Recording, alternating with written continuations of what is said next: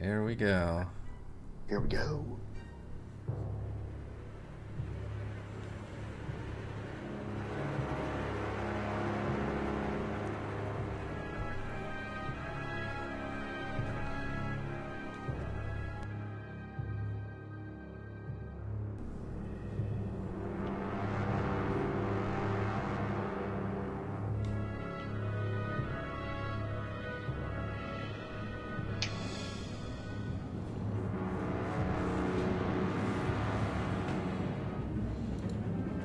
Hello everyone, Eric Watson here, freelance writer, player of games, writer of boards, recorder of videos, and a tabletop role-playing aficionado.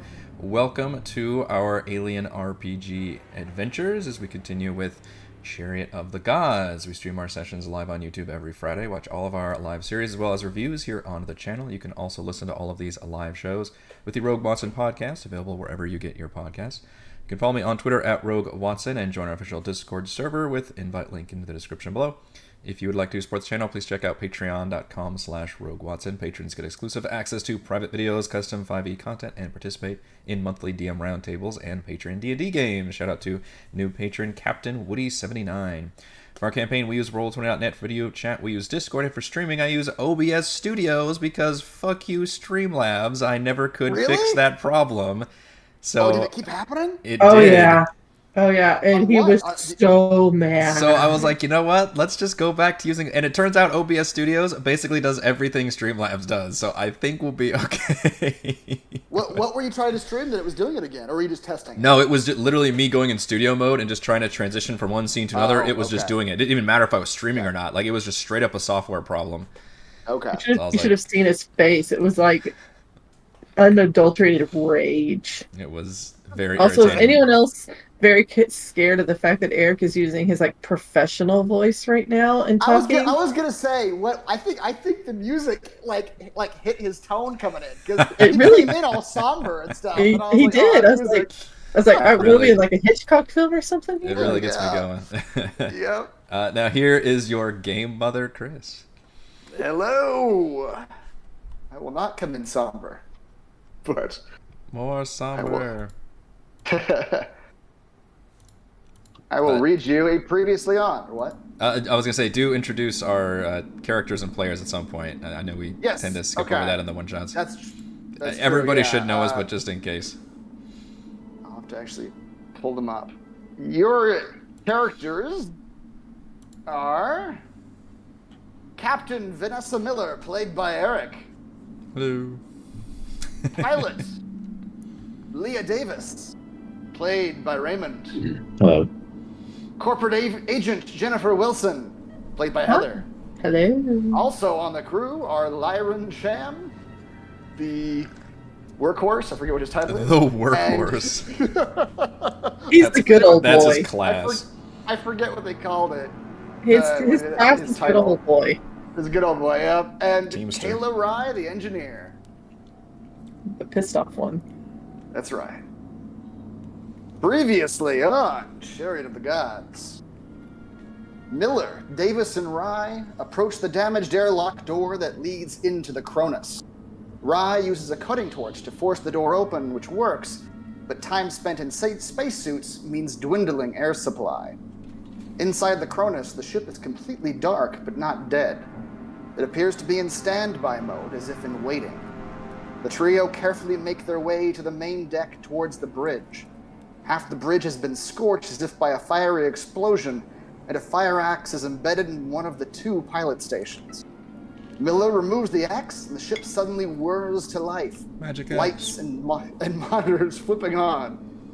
The team gets to work poring over databases and entries, noting that over half the crew listed appear to be deceased or missing.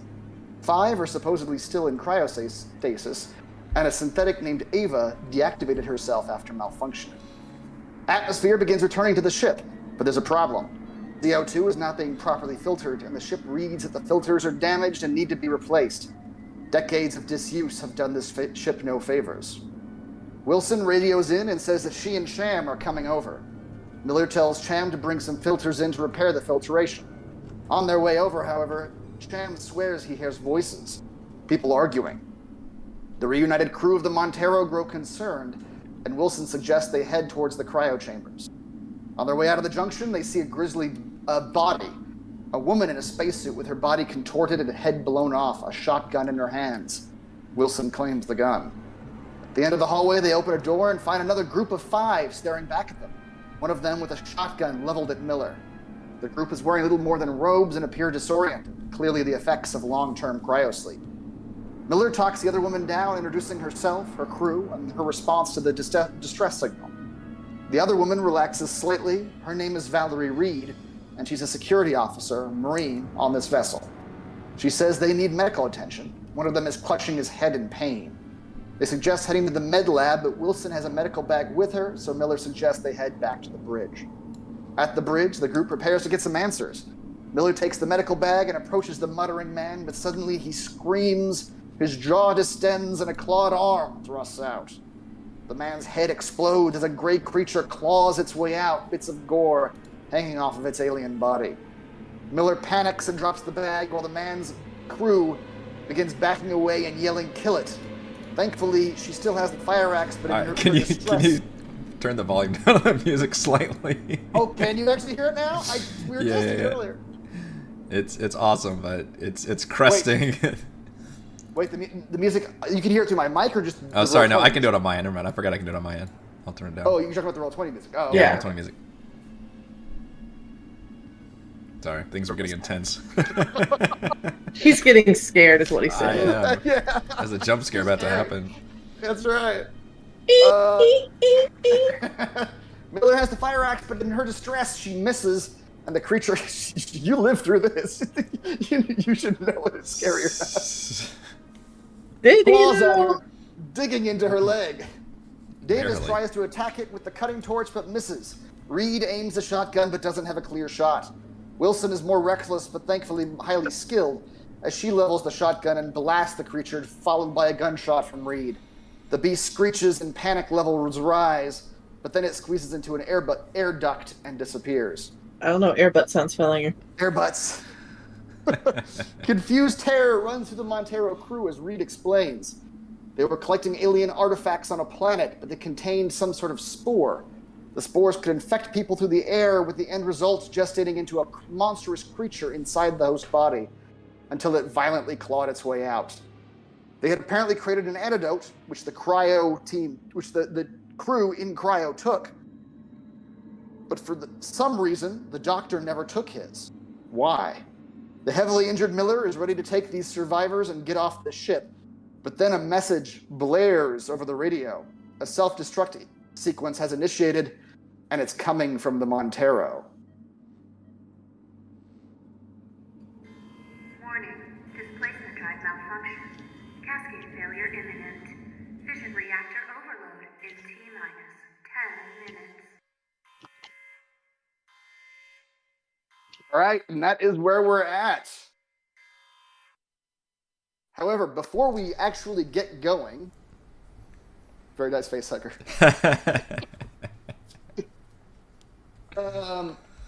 This is the beginning of Act 2. Gross. Yeah. Anatomically correct face sucker. That's right. Yeah. Act 2. Act 2, yes. So, because of that, I need, well,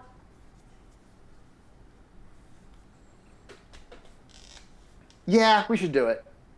I need to talk to you all privately. Oh, because Yeah, our it's things like- advance. Yeah, your things have advanced, and I Okay. in case you have any questions, I want to make sure I talk to each of you. So, let's just go around the room. So this is the one where we Raymond, voluntarily mute You voluntarily ourselves, mute, or and deafen we'll wave ourselves. at you. Yep. We will Okay. wave at, no, mute yourself so you can't hear, or deafen. I actually don't know. Mute means you can't talk, and then deafen means Yeah. you won't hear anything. Deafen. Okay, yeah, so deafen yourselves, and Raymond and I will wave to you when we're safe. All right, deafening now. Okay. No, wait. Sorry, Okay. I take my headphones. Oh, that's all right. I take my headphones Oh, you off. can't. That's because right. that way everybody can hear you guys Everybody talk. can hear- I don't remember yeah, the logistics of it. That was like 3 weeks ago. Yes. All right, so I'm gonna take my headphones off, and then you have to just wave or something. All right. Yep. Okay. Okay. Okay. Raymond. Yes.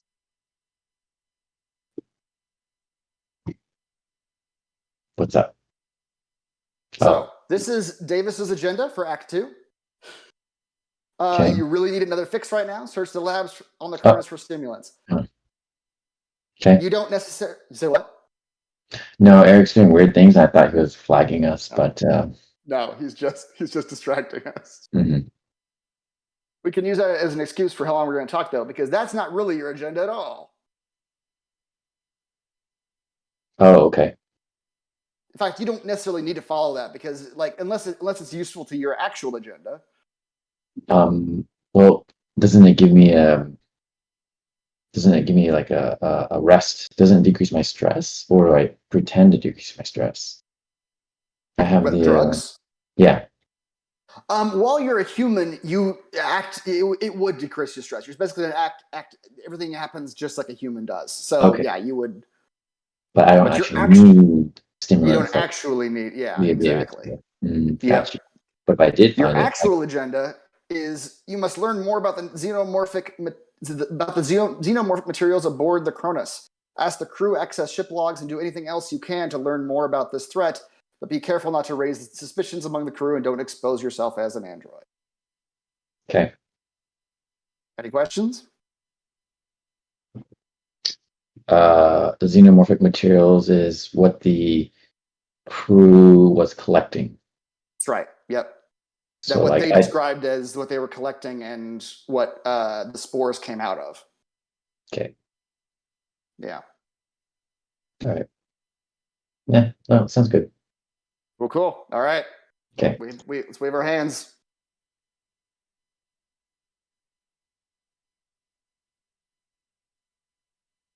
I got so excited I dropped my cake fork. You're gonna drop your face hugger into your cake. No cake for you. You can use the face sucker as prongs for Only face raping for you. Feed me, face hugger. All right, Eric, it's your turn. Alrighty.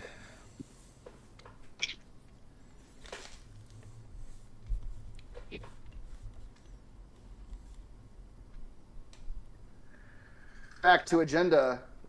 Finding the Cronus is a huge opportunity, even with monsters on board. Even though you got tore up by monsters, so I don't know if you would. Yeah. Find a way to get out from under the corporate yoke with an upgraded ship or enough money to buy a new one. Okay. So before I was cautious, and now I'm like, this is a good opportunity. The ship, the ship you can tell is worth a lot of money. If you could get get the ship itself, it would be This is okay. I thought at the start of Act 2 I would need to go save my. Like I think as the captain I would want to save my own ship. So do I not care as much? No, you do. This agenda is you don't have to base your actions off of it entirely. Like if you want to save your ship, that's absolutely that does make sense. Okay. That you would want to even keep your existing ship. Yeah. Seems important. This is just like an underlying motivation. Like you realize just how valuable this whole situation is, and you see a way out of your dire financial situation somewhere. To the extent that I would now put that above the safety and well-being of my crew. That's up to you.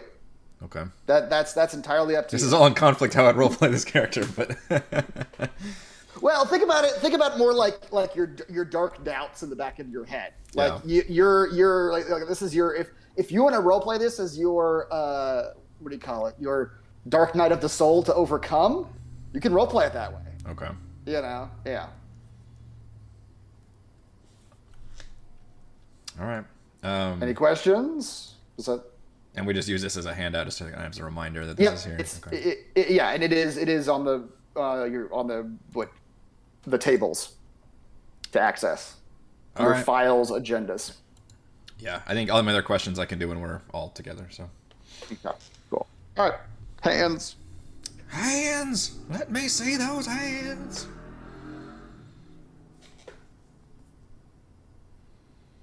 You back? Jazz hands. Mm-hmm. Jazz hands. Helps if I take my microphone off of mute. Yeah. Okay. Did Raymond ever come back? I don't think so. All right. We'll message him later. It's fine. Yeah. Heather and I'll go. And All right, I'm pulling leave off. him on. Okay. Yeah, go play through Facehugger. So that made Raymond look up. All right, Heather. Your Act 2 Have I agenda. successfully completed my mission for Act 1? You have so far. The discoveries of the Cronus are beyond your wildest dreams. It's dangerous to be sure, but if you pull this off and manage to salvage the xenomorphic material, you can parlay it into a fortune. No matter what, Special Order 966 is your goal, but don't risk open confrontation with the rest of the Montero crew. You still need them. Do I though? And Special Order 966 is still there for you to look at. Should you? I just pulled it up for you too, as a reminder. And yes, you have taken actions. In case the people who are listening don't know yet, your message me, so Eric wouldn't have seen it. So it wouldn't be on the screen. Nope. So nobody really knows what we did. Nobody knows that Wilson, in fact, is the one who triggered the self-destruct on the Montero. That was all me, that was people. all her. I had a brilliant idea, and Christopher let me run with it. Eric doesn't even know that it was me. I hope not, because that would probably alter his. Yeah, I haven't told him squat. I have been so secretive on all of it. Nice. I should have gotten a freaking Oscar for like the holy shit, Chris is blowing up the thing. Yep. Yeah. No idea that it's me. Okay. Any questions? Let's see here. Just make sure I got all my stuff. Awaiting acknowledgement. I sent them the acknowledgement that I got the message. You see that now I still need them, but it's 966 because I can jettison them into space and not feel bad. Yeah. So it sure does. All right, we'll see what happens. Well, the one reason you might think you need them is because you're trying to. There's a monster on this ship, and yeah, I need fodder. You need fodder, yeah, for sure. Yep. Okay. I'm sure this will go well. Yeah. Hands. Jazz fingers.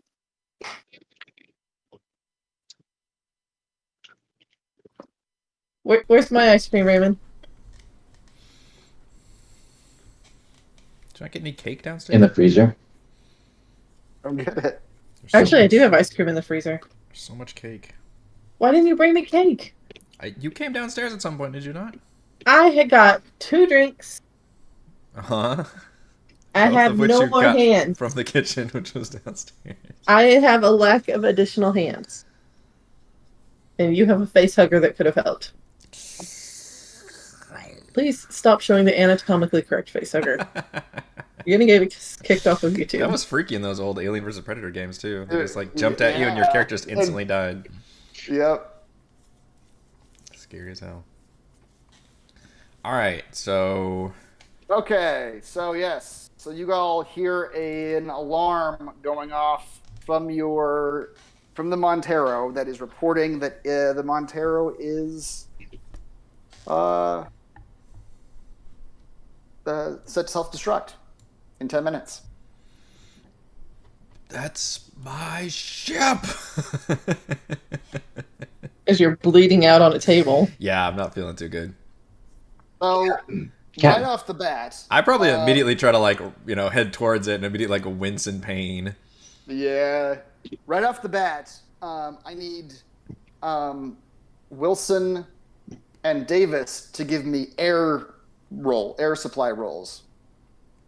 Miller, you don't need to make an air supply roll because your suit is punctured, and there is no safe oxygen.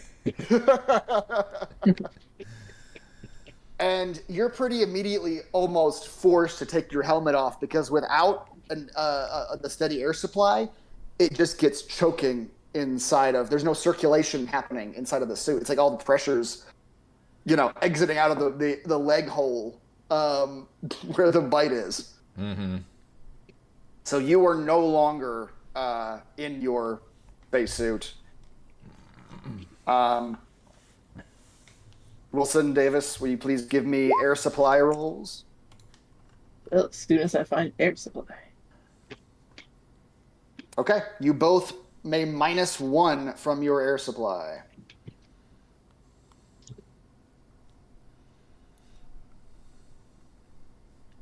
Are we still in the chamber where the bloodsucker was just at and all the people are at? Yeah, you're not on the map yet. Here you go. Okay.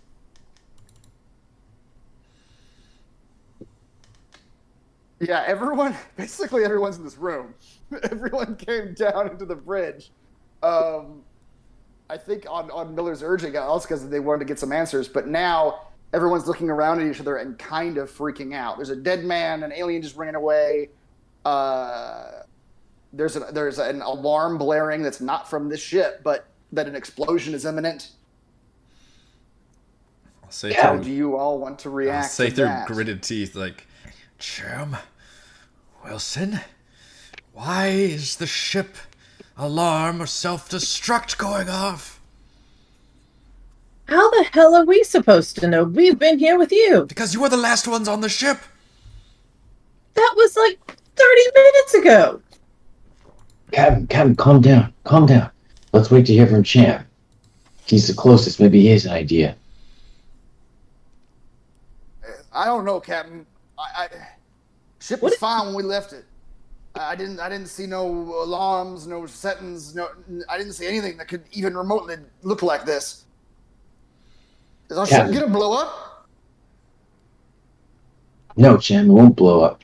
Captain, you stay here. You're too injured. I'll meet up with Cham and see if we can stop the Montero from self-destructing. You, and he points at Valerie Reed. She looks like the leader, right?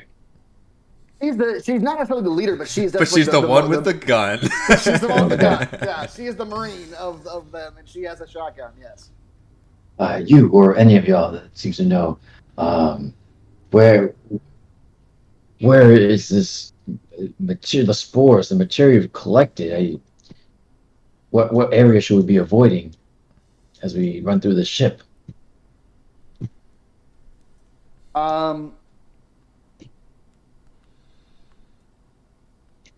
All of it. Actually, the person who steps forward at that question is actually this gentleman here, tall, Liam lanky Flynn.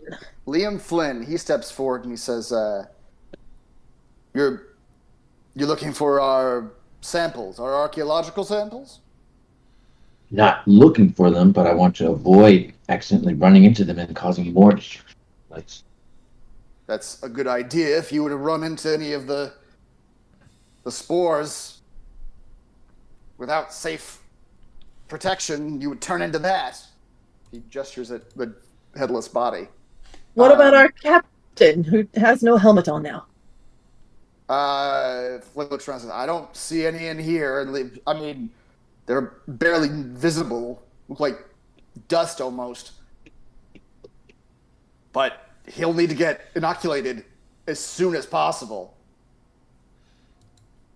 Do you have any more? And where are your inoculations? Perhaps we're making our way to the med bay after all. The same place as the samples, to be honest, the med lab. Shit.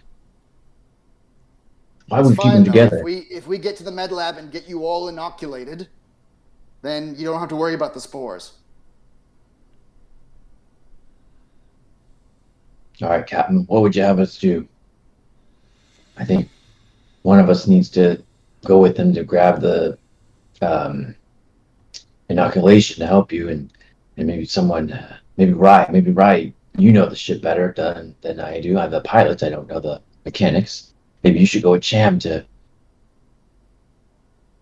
figure out what's going on with the Montero. I hate to say it, Yeah, I but suppose. might need to split up here, yeah. Rye nods at both of you. Nobody goes alone. Suppose if there's something in the reactor that can manually turn off the self-destruct, I can do it from the Montero's reactor room. Captain, the only problem though is someone really ought to talk to Mother, and you're the only one who can do that. On the first On the ship, Montero. yeah. Yep. I nod vigorously. Like, I need to get back to that ship. But You need to be inoculated. yes. Right now, you are the biggest liability that we all have. Flynn says, we do have this one. He holds up a syringe full of black liquid. The dose that Dr. Cooper here failed to take for whatever reason. I'm sorry. You just told us that the inoculations are in medbay, and now you magically have an inoculation with you? You guys actually saw, this is the end of the last session, but you saw it was in Dr. Cooper's jacket. Like, that doesn't mean that I believe that that's actually the inoculation. This is all corporate mumbo jumbo for getting somebody to take part in an experiment without them even knowing. Flynn says, this is it. This is what the same vials look like in the med lab. Dr. Cooper and myself were able to hastily construct a cure, an antidote from the black liquid that was in the artifacts. The same black liquid that grows these spores is able to suppress their activity. When you say hastily, has this been verified by the FDA and the CDC? Look around. What the fuck do you think? We had to do this while these creatures were literally banging on the door. How many of these creatures are on this ship? Oh yeah, is the computer system like active to where we could look up that information or something? Yeah, it is.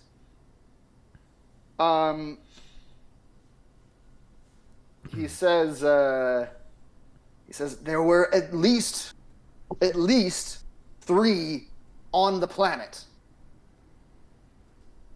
Creatures? But creatures, just like the one that just came out of Dr. Cooper there.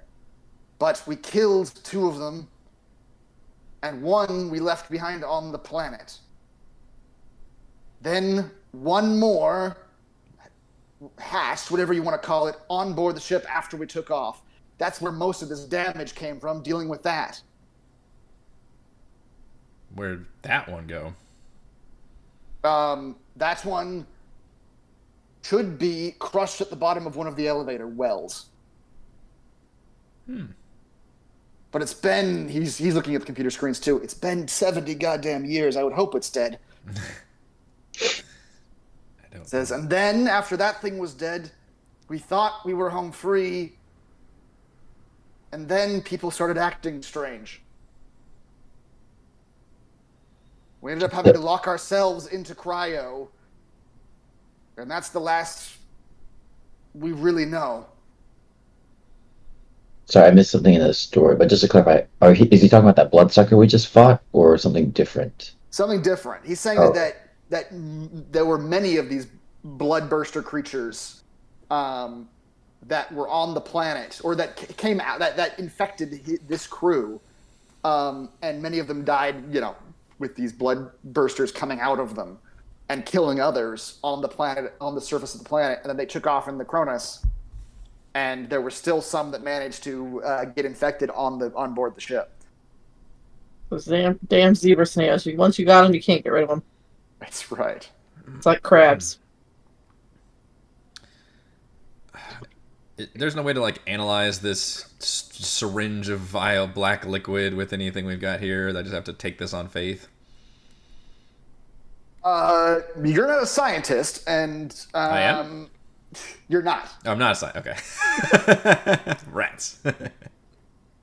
No. A scientist. Damn it, Jim! I'm not a scientist. I'm an engineer. Yeah. In fact, Dr. Liam Flynn isn't a scientist either. Liam Flynn is the doctor. Dr. Daniel Cooper was the scientist. His head exploded. His head exploded. I think we've been committed to this ever since we stepped foot on this ship. I don't think there's any turning back. You need to talk to Mother. How about if I give you my suit I'll take the inoculation, and I'll go with Liam Flynn to grab the rest of the stash. And What if I'm infected and I spread it onto our first ship? Like I said before, you are the biggest liability that we have. Until we know that you're not infected, regardless of you taking this inoculation, you cannot leave this ship. You're not in charge here, Wilson, and that's my goddamn ship. I will get back on it and get answers from Mother. And I am reminding you of the agreement that you have with the company, stating that if a captain is rendered obsolete and unable to do their job successfully, they are to stay in their current location and stay away from their ship. Should they make the entire crew then become infected? Section 27J, paragraph 3. wait a minute. How did you guys anticipate an infection happening? Miller Company's will prepared for everything. stand up very obviously in pain and wince, but she'll look to Davis and kind of nod and says, I like your idea. And we still need to fix the air filters too. But this is all gonna be for nothing if our ship fucking blows up and then blows a goddamn hole in this one and then we're all dead. So I need to get back there. Liam or anyone would Champion, Giving- help me. Captain the inoculation cure him, or It will prevent Or just give me the suit like you said, but it'll prevent infection via the spores. oh, okay. But he's saying there's no spores in here, so as long as we we're not He's sure if claiming it that there's no spreads. spores. I got bit And- by the and damn he- thing. I'm fighting and through he- like zombie yeah, logic. Yeah. He also That's- described the spores as like dust, like you could barely see Airborne, them. yeah. Yeah. You How much- are infected, Captain. You're putting all of our lives at risk. For so why what? don't we just give Captain the inoculation then? Yeah. I look at it leerily, but I'm freaked out enough by what happened that I might be willing to take it. Especially if all of the original Cronus crew seem like this is the way to go, and they're all nodding like this is the thing you have to do, Yep. and they all survived. Do you any of you know how much time from infection to, and he points at Cooper, to that? Yeah, gestation period or whatever. I think it's a matter of hours, not days. We All right. landed on that ship, and literally 2 days later, people were dying. Well, regardless, Captain needs to go speak to Mother. All right, To give me the figure out why damn this- shot. You'll need my All suit right. too to get back to the ship.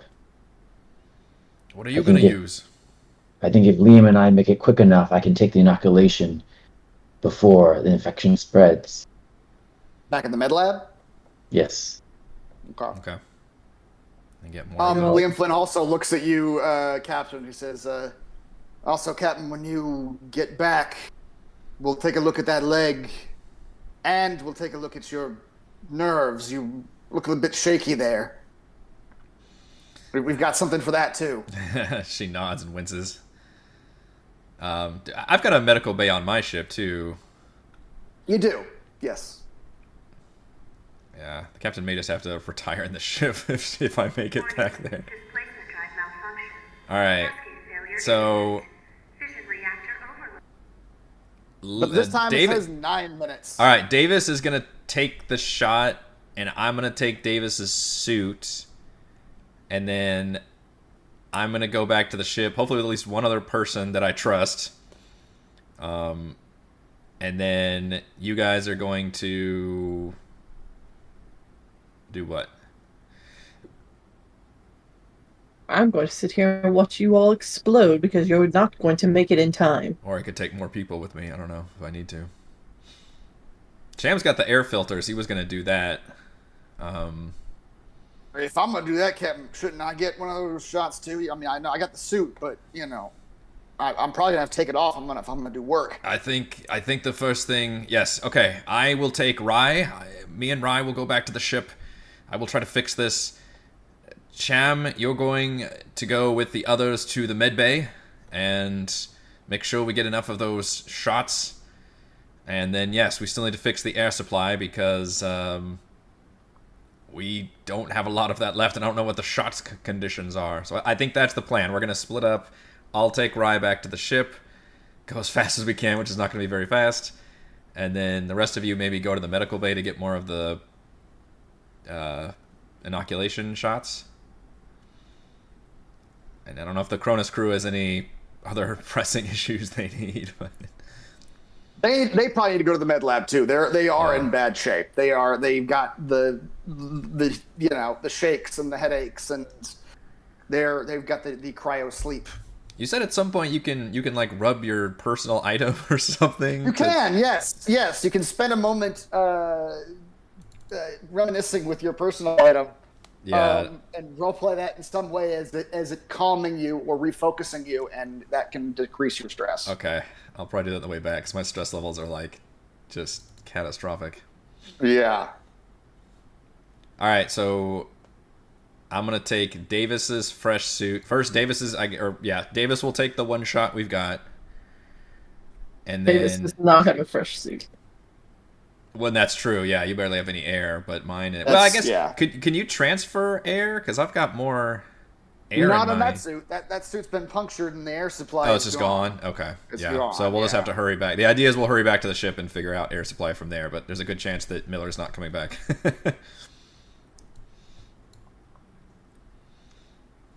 Okay. Extra firearms. I've just realized I'm much better at ranged combat than close combat. I could give Davis my pistol. I still have the axe, I guess. I've just fucked up the whole last combat, so I don't feel confident with either one. None of us are confident you can actually help protect us, Captain. Shoot that one first. She breathes in her air from her suit. Yep. Yeah, I'm gonna get. I'll give Davis my pistol. Okay. So Davis, you can add a pistol Right. that has what is it? Let me go to your character sheet. Has it two bonus? Is it M4A3? Yep, M4A3. Yeah. So you can plug all that in. Yes. Captain, do you think you need the cutting torch to get back? I certainly hope not. You'd better hang on to it. Or unless Rye, I don't know. Rye's coming with me, so Rye might. She says, Captain, I don't know what's going on with the ship. Whatever tools we need, I'll take it. Yeah, she can take it then. Okay. All right. So you, Miller and Rye, leave. They begin making their way back to the Montero. And at some point, I would like to be rubbing, when I'm leaving everybody behind, I'm just kind of whispering and be like, "We'll get through this. We're gonna make it back. We get the ship out of control." Like I'm just kind of muttering to myself to reassure things.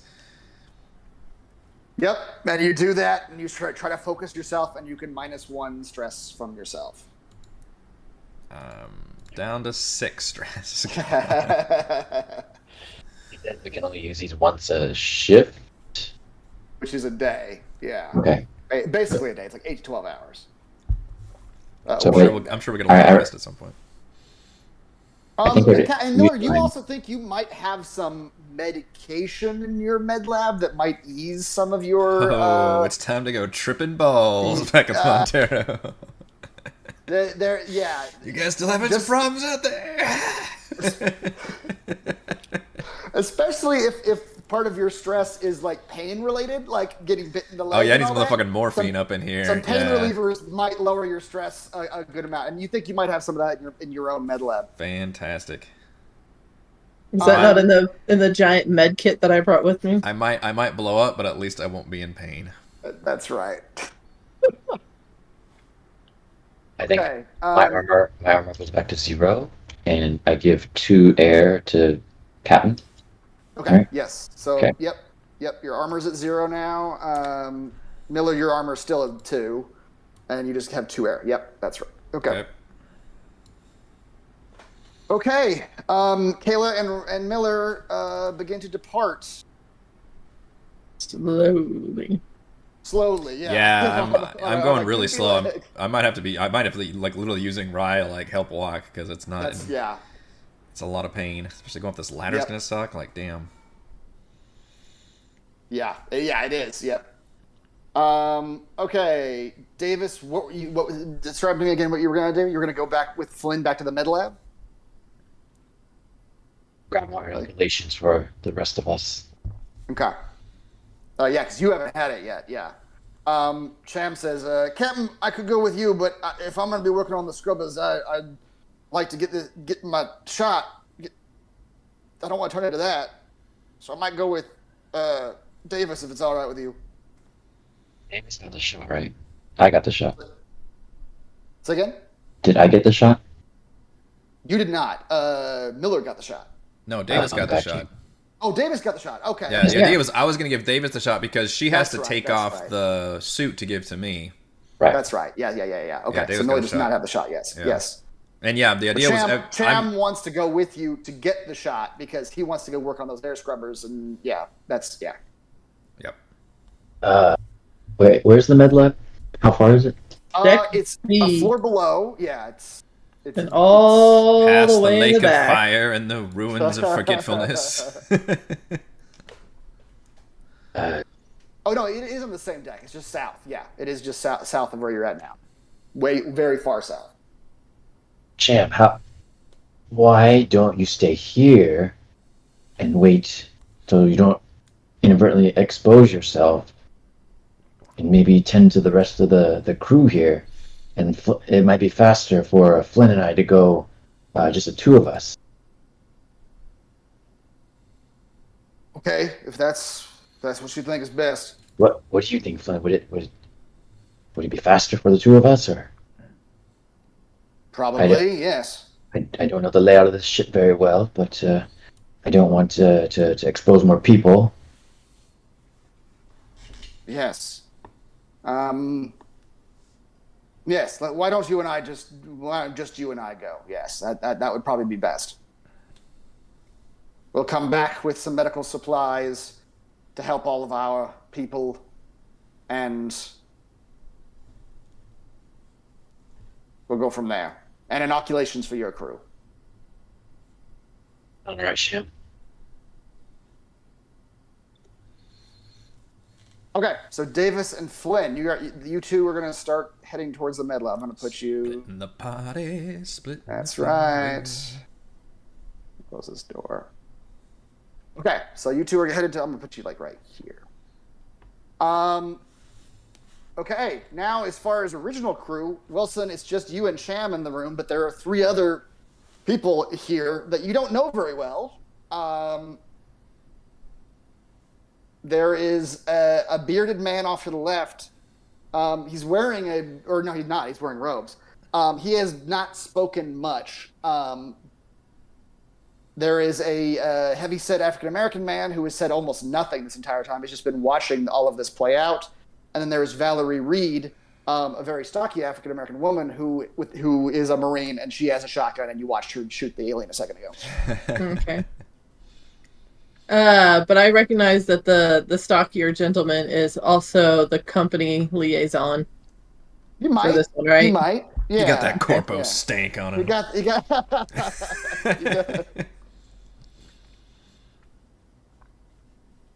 And you might see him maybe eyeing you a little bit too. He's just you can Wilson, with your sort of expertise in this particular area, you can see that he's just sort of surveying, seeing what seeing who you are, what the right play might be here. This is some thieves' camp bullshit that's going on right here. Corporate speaks corporate, baby. Mm-hmm. They just say like very innocuous phrases, but there's like double meanings in all of them. It's the Dune like sister talk, where they can just say one thing and tap their legs, and it's just a whole other conversation. Yeah. What would you like to be doing, Wilson? I'm gonna slide up to Lance there Okay. and just like start talking to him about the company and doing the company double entendres. So Okay. Now, I will say, even though like time is in this universe because cryostasis exists, time dilation or not dilation, time culturally isn't as huge as it is in our world. It's still been 73 years since he went into that cryostasis. So the but there's corporation. some stuff about the corporation that just hasn't absolutely. changed. Yeah. She'll There's start some asking about some areas that she knows have been the same way for a long time. All right. Yeah. He starts sort of engaging you in conversation back and sort of asking about, if certain divisions still exist, if they've been folded out, Is Britney Spears still big? Oh, I'm so sorry. I have a story to tell you. She's uploaded into the mainframe now. She's the new mother. And Sham just sort of gets bored and starts going and looking at some of the stations and like the life support monitors, sensor stations. He just sort of starts looking at stuff. He doesn't care about your corporate history talk. She's trying to. Yeah, right now it's just the building the rapport thing. Okay. All right. Meanwhile, Miller and Rye, you two on very weak, pained legs. Miller, you make it up the ladder along with Rye up to Deck A, up to the umbilical that connects back to the Montero. And pretty quickly, you can hear that something's wrong up there. You hear like a rattling metal on metal scraping, banging sort of sound. Almost sounds like just 10-ton chains being rattled a little bit. And you get up there and it looks like the umbilical has been detached, but you all had such trouble attaching the umbilical in the first place and the attachment was damaged. The detachment didn't go off without a hitch.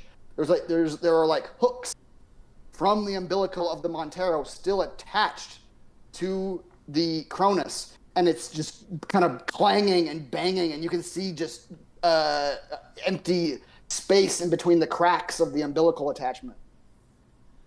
It very much looks to you like it attempted to detach, but mechanically failed at doing so. Okay. So it's 100% more dangerous now. It is. It's very dangerous. For a person who can't even walk right. Yeah. I'm going to look at that and be like, shit. How the hell did it... The ship is barely hanging on. Rye goes over and looks at some of the panels and some of the knobs and LEDs and stuff. She says, fuck. Captain, someone tried to detach this.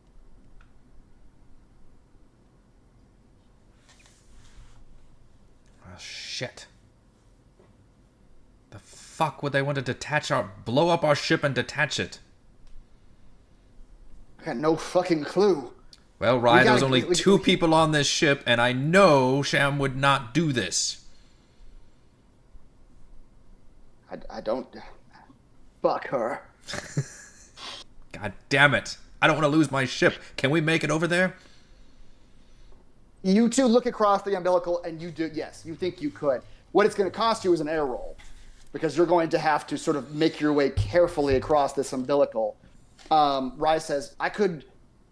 She goes, this captain, I got good news and bad news as I look at this. Good news is I can fix it. Bad news is once I fix it, it'll be detached, not attached. This thing ain't going back in.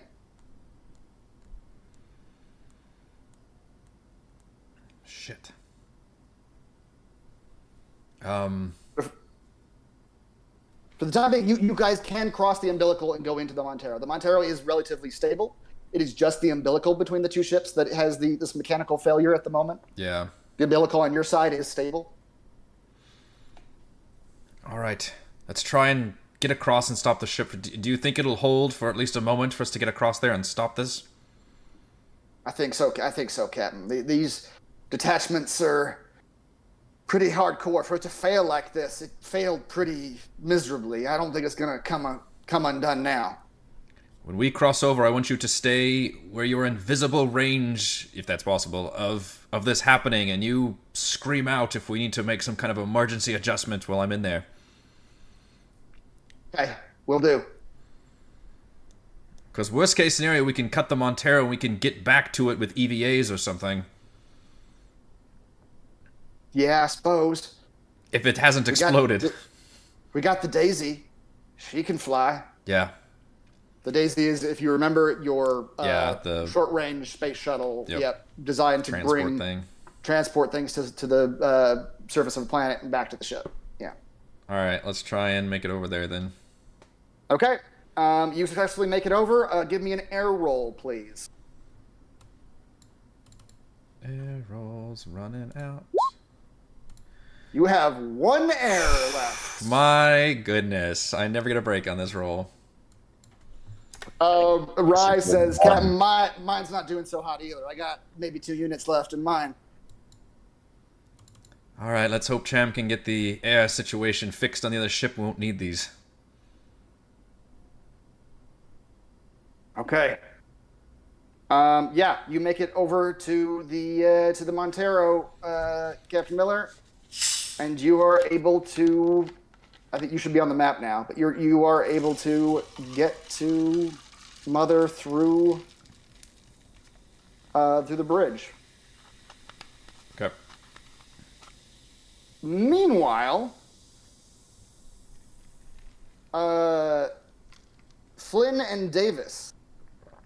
Flynn is leading you through the ship right now. He is opening up doors and just sort of walking down this very long hallway. As he walks through, he kind of stops here and he turns to you and says, "This is all just general storage." Keeps walking to the south.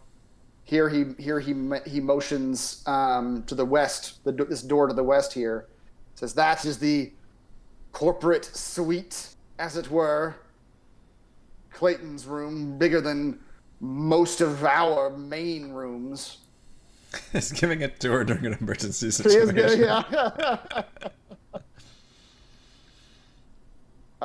He leads you through that door, down further to another perpendicular hallway.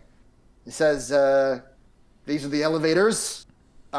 He points to the east, and you can see there's a bunch of damage down there. He goes, "I wouldn't try to use that elevator. That's the one we dropped on one of those creatures. It's nothing but a wreck now. And right up here is the med lab." We just fire the group.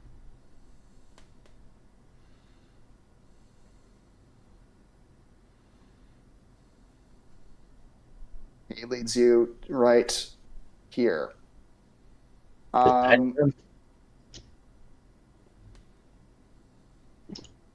right, I gotta read you. Where's my?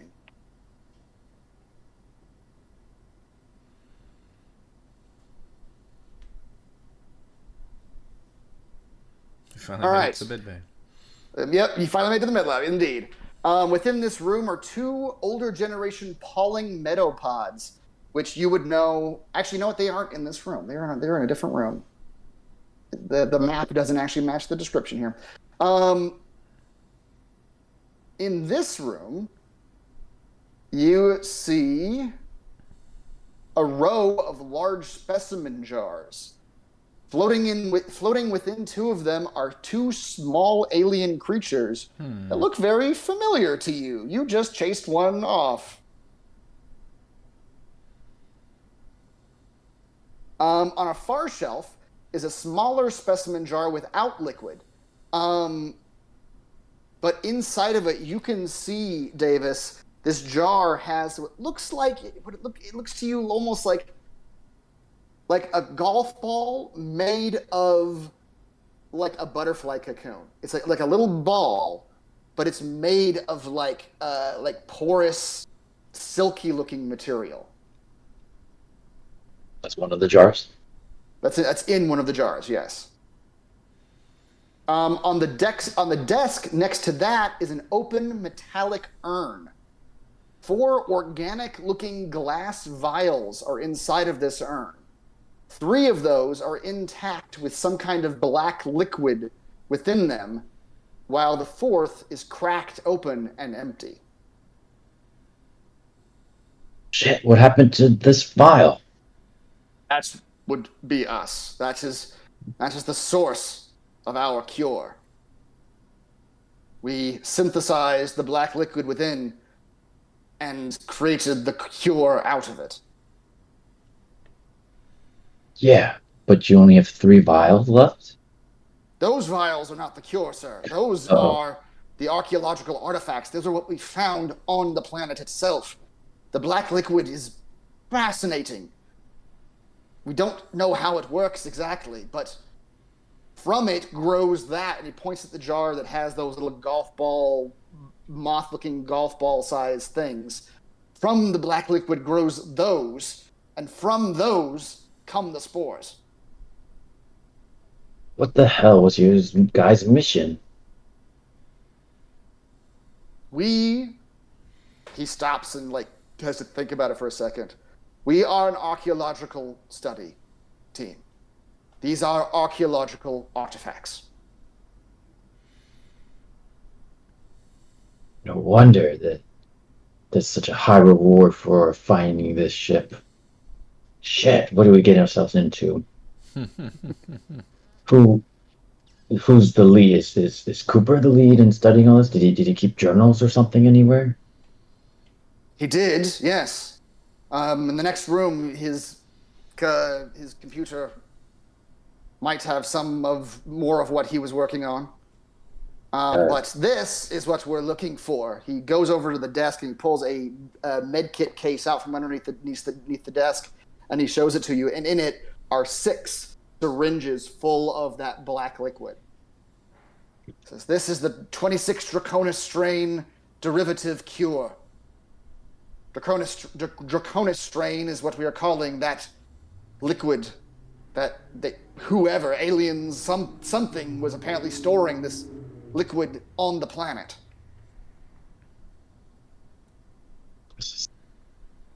Fascinating.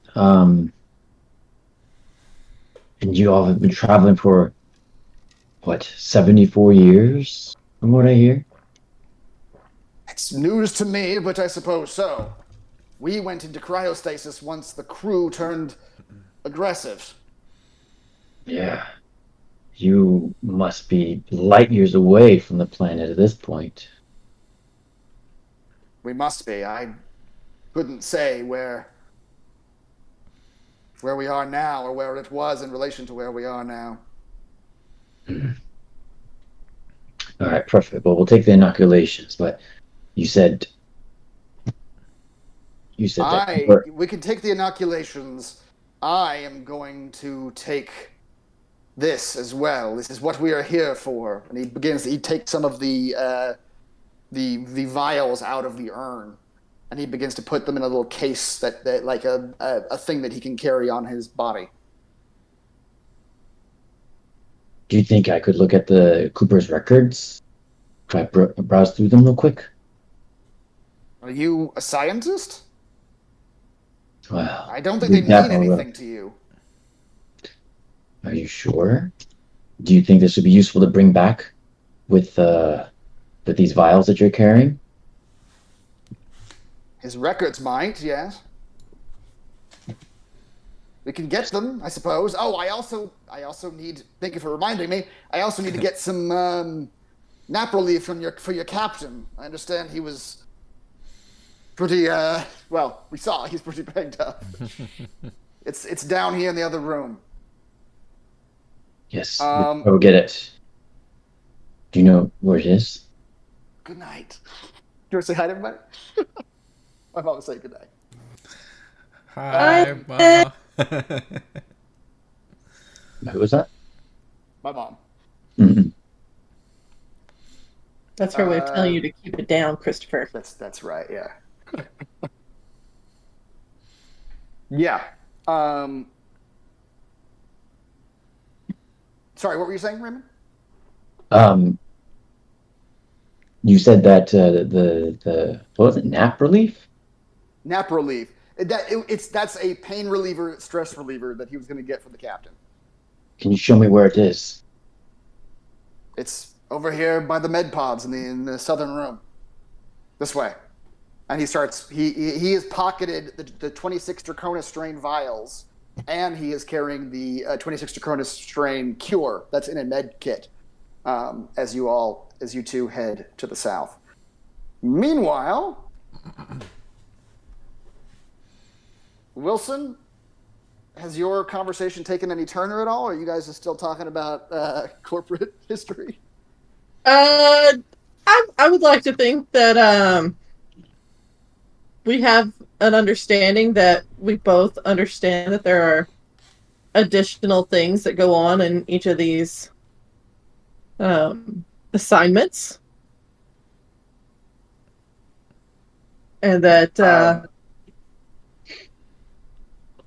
we could assist one another for the betterment of all involved. Clayton says, he gets kind of close to you, Wilson. He says, how familiar are you with what exactly is on this ship?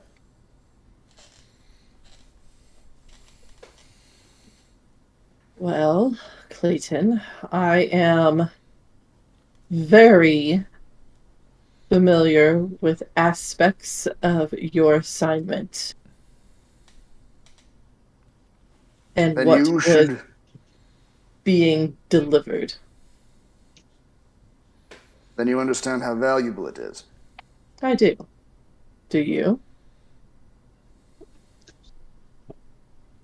We might have an understanding. Let's walk and talk. Meanwhile, Miller, you were going to a mother, correct? Yes. Is that where I stop the ship from blowing up? That's where you get some answers anyway. Okay. Mother can shut off a self-destruct. Mother is who you would go to if you wanted to initiate a self-destruct. You would know just from you've never experienced this before. Self-destructing a ship is not something you've ever even heard stories about. But you would know just from tests and manuals and stuff that you would need to go through a series of evaluations and questionnaires from Mother before it would allow you to self-destruct a ship. Yeah. It would ask you a bunch of questions and verify information, and I would try to go through that. Also, I assume now that I'm on the ship, I can take off the helmet and stuff because the ship is its own pressurized stuff. Yep. Okay. So my air supply is very low. Yeah, that's true. Yes. Assuming atmosphere is still on the ship, then. That's right. Atmosphere is still on the ship. Okay. Yeah, so I will go to Mother and immediately try and go through all the processes of verification of who I am and to shut this shit down. And also to see at the same time if I can find any logs of what transpired. And who initiated, from what account, look up the login information and stuff. How that happened. But the priority would be to stop it. Okay. Okay, yeah. You go into Mother, and you go into the Mother room, and the Mother room. The Mother room, which is right over here. And as you go in, Mother begins to activate and whir and react to your presence. And as she does so, you are free to start asking questions. I would, wince terribly as I sit down into the chair and start typing in. First, log in as me or best to my ability, Captain Miller, yada, yada, yada. And then immediately try to cancel the self-destruct with all the information and tools I have available. Okay. Okay. You start to type it in, and you immediately get an error back. Cannot comply. That's all it says. Have I ever seen that before? You think you might see that if you were just typing in nonsense. If you were asking it to, do a Russian jig, it might say cannot comply. Okay. But you know that what you're typing are valid instructions. I'll try. Okay. I'll try it a few different ways of like saying that, but then I might try something like turn on the lights or like just some other instruction that I know it should be able to do. And just see if it understands that. Okay. Yeah, you do that, and it does. Okay. You give it some very banal instructions, and it complies. Shit. At this point, by the way, the alarm goes off again, and it now says 7 minutes until reactor core explosion. I will look up and try to again figure out how this was initiated, like time logs, station log, all if that information that it should have stored. Okay. You get to about 20 minutes after, like you see the logs of everything that you did, the umbilical attachment, and then about 20 minutes after that umbilical attachment, you see a series of logs, and you see in parentheses the words "access denied" next to the log entries. You cannot see what the text of what happened at those time codes is. Okay. I'm getting very frustrated and stressed about this. Now you can, as a reminder, you can through text talk to Mother as if it's a person. So you could actually, if you wanted to ask it questions, in a person-to-person type matter, you could do that. Mother, why is access denied, or who denied access, or something to that effect. On whose authority? Authority cannot be confirmed. All log entries regarding Order 966 are classified. Highest level classification. What is Order 966, even though I know what the answer is going to be? It says Order 966 is in effect. Why does Order 966 include the scuttling of this ship? Orders 966 contains classified information, Captain. Your current rank does not designate. Start banging on the monitor in frustration and say, cancel shutdown sequence. I'm typing other things, like trying to get to work. I'm shouting back to Rye, by the way, if there is a mechanical way to shut down the self-destruct versus a software way of doing it. Okay. Rye yells, "On it, Captain. I'm on the way to the reactor now." I've been bloody locked out by the system. I can't. Can that fucking happen? Apparently, I don't have authority on my own goddamn ship. Okay. She sounds a little concerned. Yeah, but I'm very concerned. She goes running down into the reactor room, and you hear her banging on stuff, typing. You see, and as you do that, you actually see Mother sort of reacting. And you can't see any text, but you see lights flashing red over here. You see some text that just looks like computer code appearing. Is there any way I can fucking Ray Arnold this and shut down the whole fucking ship? Just turn the power off? I know that's dangerous in other ways, but also I don't want the ship to blow up. Yeah. I'd probably lose, maybe, I don't know what I would lose, but the Raptors might escape, the T-Rex might get out. There's some consequences, but... You think that might be physically possible, but you think that would be a task that would take hours, not minutes. Okay. It would Okay. require some real engineering to not only because there's the software way of shutting everything down, but as you're discovering, Mother's not going to allow you to do that. She seems like anything that gives you any actual control over what's happening to the ship right now. She has taken all that away. Why would we So the build only- fucking system like with no fail safes? The only way then, outside of Mother's software access, would be a hardware like shut down the ship, and that would take hours. Okay. That would be a physical engineering task. Okay.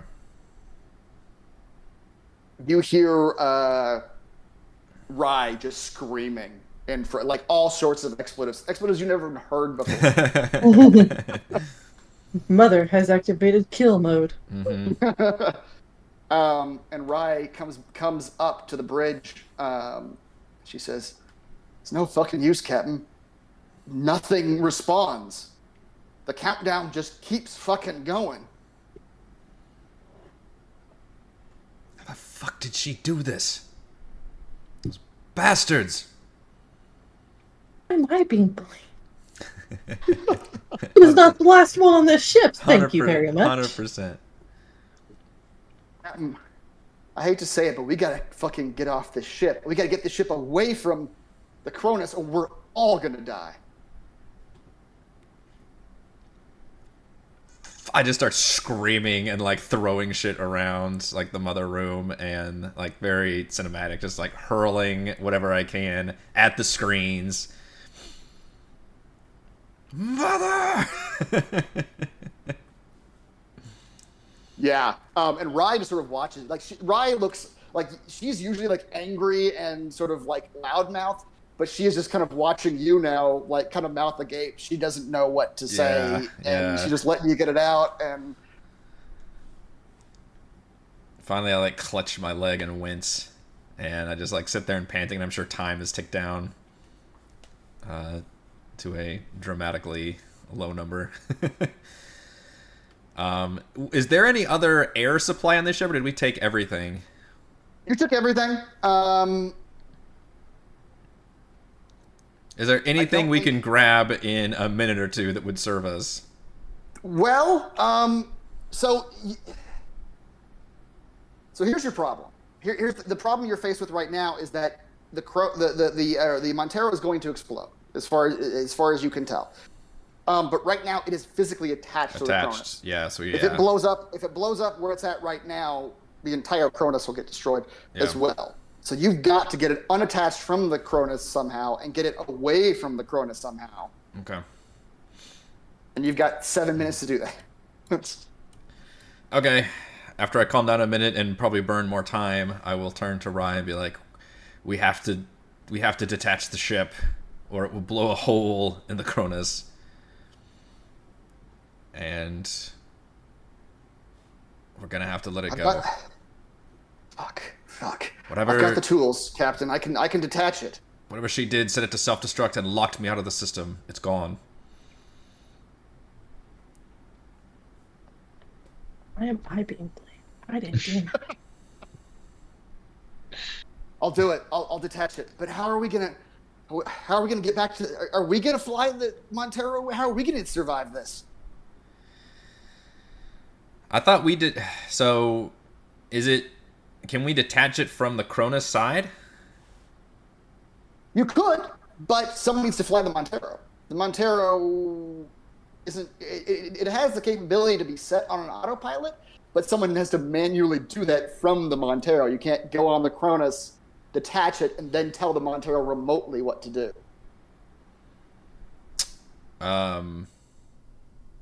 Right now, both ships are hurtling at speed together. They are. If we detach it, you just think they'll just keep on hurtling at the same... Space momentum. Yeah, Yeah. unless... Yep. Space physics. I'm not the pilot, but I would assume I have some skills at that. Couldn't I just point the ship a little bit off and maybe makes the detachment more scary, but then... Miller is already resigned to the fate that she's going to be the one on the ship. She would probably try to get off of it in time, but I don't know if it would be physically possible. She's also very injured and hadn't taken the shot, so she's feeling like this isn't good. Yeah. And she has a kind of a captain going down with the ship mentality. But Yeah, she's not yeah. suicidal. She would still prefer Right, to survive this, but she would want to have Rye be the one to detach it, and knows that that's going to be the better person to do that. Okay. That's Rye right. I'm going to need to make sure the ship is pointed away from the Cronus when it does explode. It's going to be horrifying. I guess one thing I should have asked: can we detach? I mean, this might take more than a couple minutes. Detach all the flammable fucking shit we're carrying. Can we just dump the load? Yeah. Detach it now. Litter out in space. Yeah, space is unfathomably big. We can dump litter in there forever, and it won't matter. Yes, you could. You absolutely could. You could just sort of open the hatch that you would usually use the exit on the Daisy on. Because just the ship exploding, would be bad, but all that shit exploding would literally create a huge, I would assume, just horrifying blast that it might not even matter how far the Cronus, the Montero gets away. Yeah. It'll still do some damage. But if we can detach it, hopefully that would fall behind while we're still going. Okay.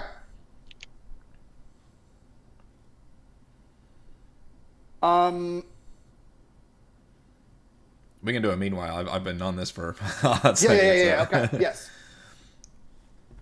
Meanwhile, back on the bridge,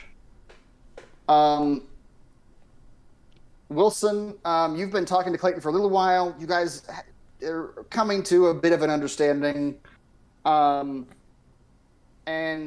you see a door open, and Davis comes in, carrying some things, but Flynn is not with her.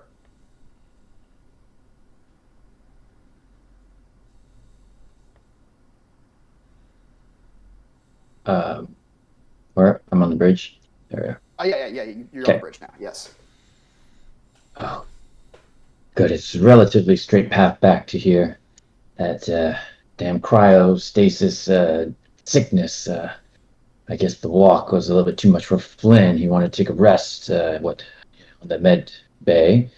But he showed me where. Wait, where did Miller and oh wait, sorry, there you are. Wilson. Sorry, I didn't see you. Never mind. Wilson, champ. I've got the vials here. He also showed me the nap pack for when the captain gets back. Has he made it back yet? Not yet. We haven't heard from him or Rye. Assuming everything's going well. I'm playing a woman, by the way, just to reiterate. Her or Rye. Vanessa Miller. Well, I don't know how good I am at spotting the spores, but I don't know if you want to hurry up and take these vials, the inoculations here. And Davis produces, you said it came in a box or something? Yeah, it was like a med kit set up, and you open it up, and there's 6 syringes in there with a blackish liquid. Yes. I guess this is a table in the middle, so she puts it down.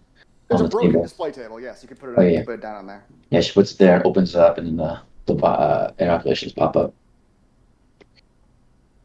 I guess it's just you and me then, Davis. Wilson. Well, Wilson. Yeah, Wilson. The 3 of us Thanks, need to... Sham. I've already taken mine. The captain let me take the first dose. But we've got one for him and Rye when they get back. All right. Let's do this. Except While the two of them are tete-a-tetting, Wilson kind of leans over to Clayton and goes, "These look similar to what you took all those years ago, correct?" Yes. I took the inoculation myself, if you're worried. Well, It was... the only thing I'm worried about is Davis and her little problems staying sober. Clayton kind of looks at Davis. Yes. And she left with Flynn and she came back without him. We might need Wow. Reed to go check You on see him. Davis just kind of like massaging her pill bottle in the pocket. It's like a little nervous tick sometimes. It might be worth having Reed go and check on him. Yes. I'll let Wow. you handle that while I deal with them. I would suggest you take your inoculation, unless you wish to become like that. He sort of motions to the headless body on the ground. Heavens no. Poor Cooper, just in death while like, ugh, that guy. Gross. What a gross dead body.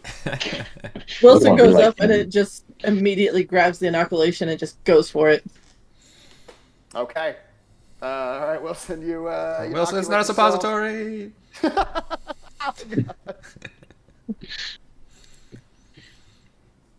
Okay. Sham kind of looks at you wide-eyed. He says, "I thought the doctor was supposed to administer." Okay.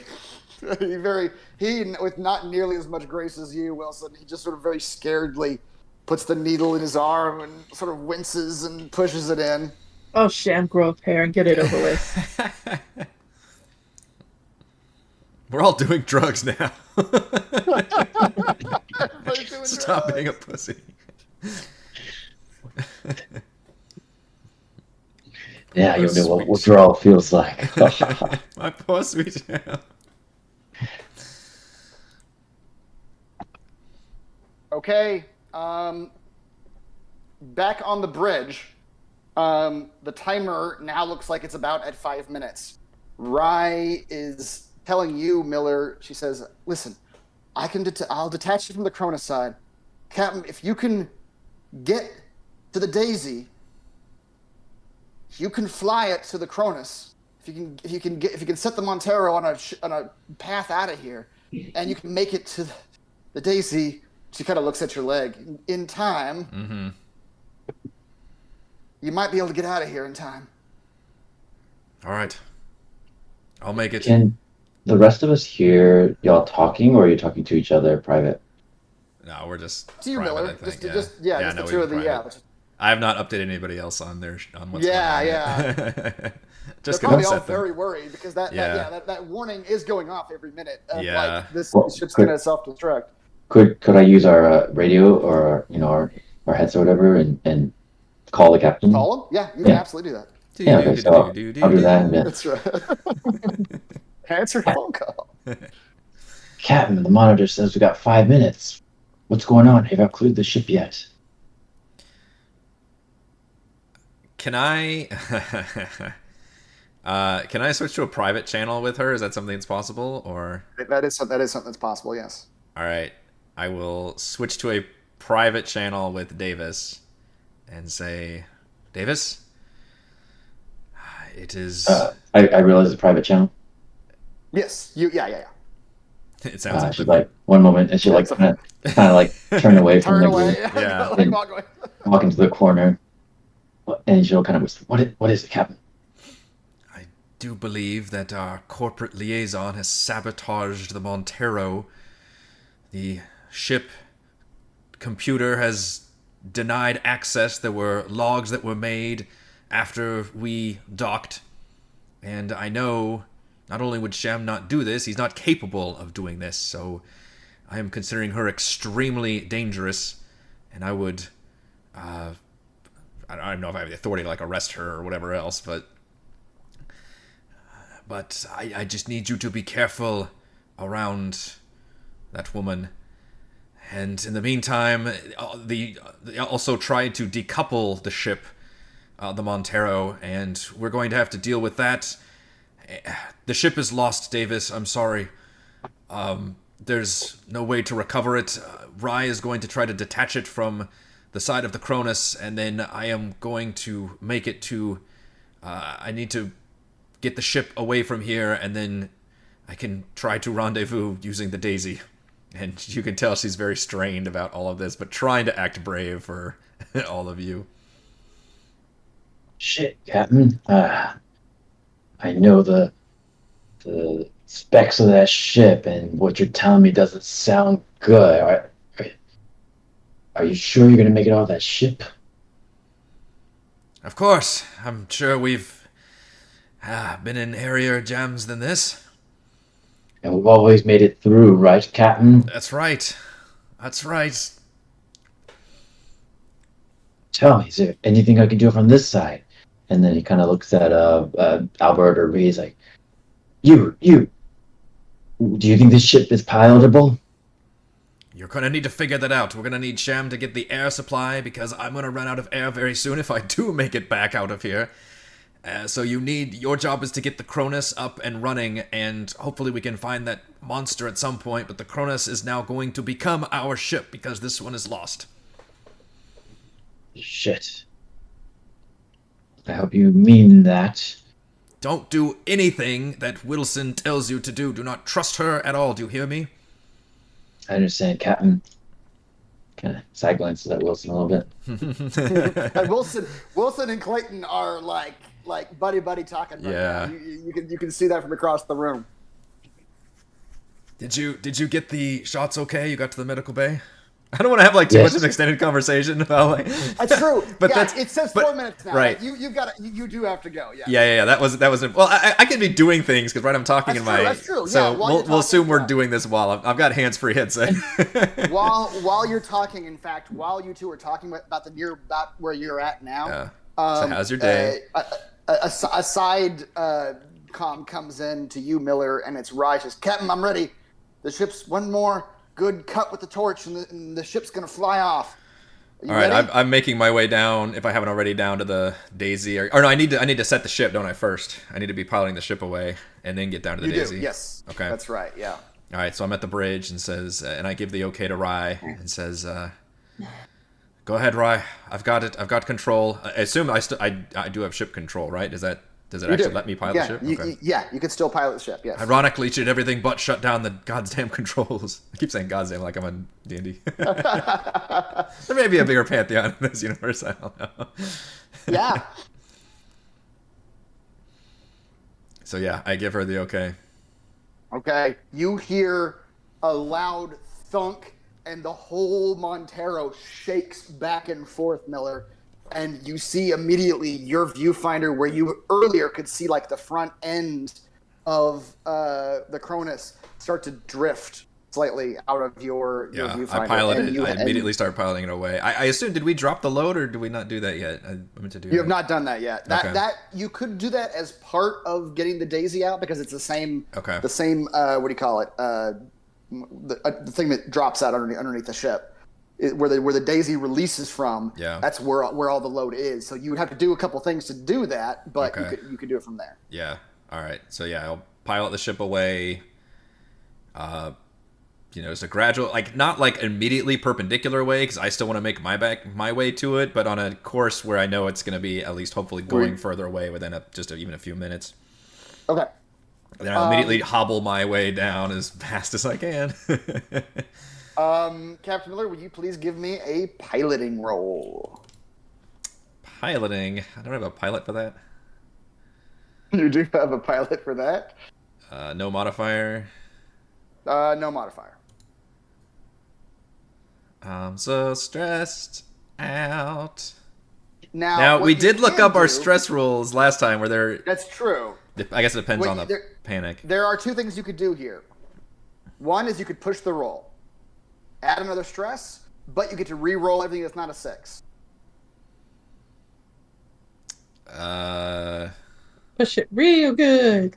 Or you could just hope that panic is not going to be one of the ones that keeps you from that cancels your action. And it's a less than 10, is that right? Yes. I forget what it was that canceled. Yeah. I think it was 10 and above canceled it. But if I push 6. The roll and get another face hugger symbol, I'm panicking still. Yes, that's correct. 1, 2, 3, 4, 5, 6, 7, 8, 9, 10. I have 10 dice I'm rolling. There's a pretty good chance one of them is going to be a fail again. So. Right. Otherwise, you have to roll 3 or below, so it's 50-50. Yeah. If you get something that doesn't cause you to freeze. What do you think, Ray? I don't know if I don't think pushing it's going to be worth doing. Mm-mm. All right. You might just get more ones instead. Yeah, so I think I'm just gonna accept the panic. 'Cause, yeah, I've got some successes, so hopefully I just don't panic too badly, I guess. And this is Okay, just give for me a panic piloting. roll. Okay. Yep, yeah, this is just for the piloting. Okay, Oh, that's good, right? I 7. rolled a 1, which is great. So I believe 7 is a nervous twitch. So Miller, as you're piloting the ship, you're looking at your hands, and they are like trembling as you pilot the ship. But you are successfully You do successfully pilot the ship. Because we discovered this after the last session, where you can panic a few things and it doesn't cancel your action. Because 7, 8, and 9, you can still panic but still do the action. But I would say, even though you have this nervous twitch, you had 3 successes. So yeah. In fact, you could do a stunt, which I don't know on piloting. I don't think there's a lot of good stunts. Do a barrel roll. Loop-de-loop. Just do some fancy. No.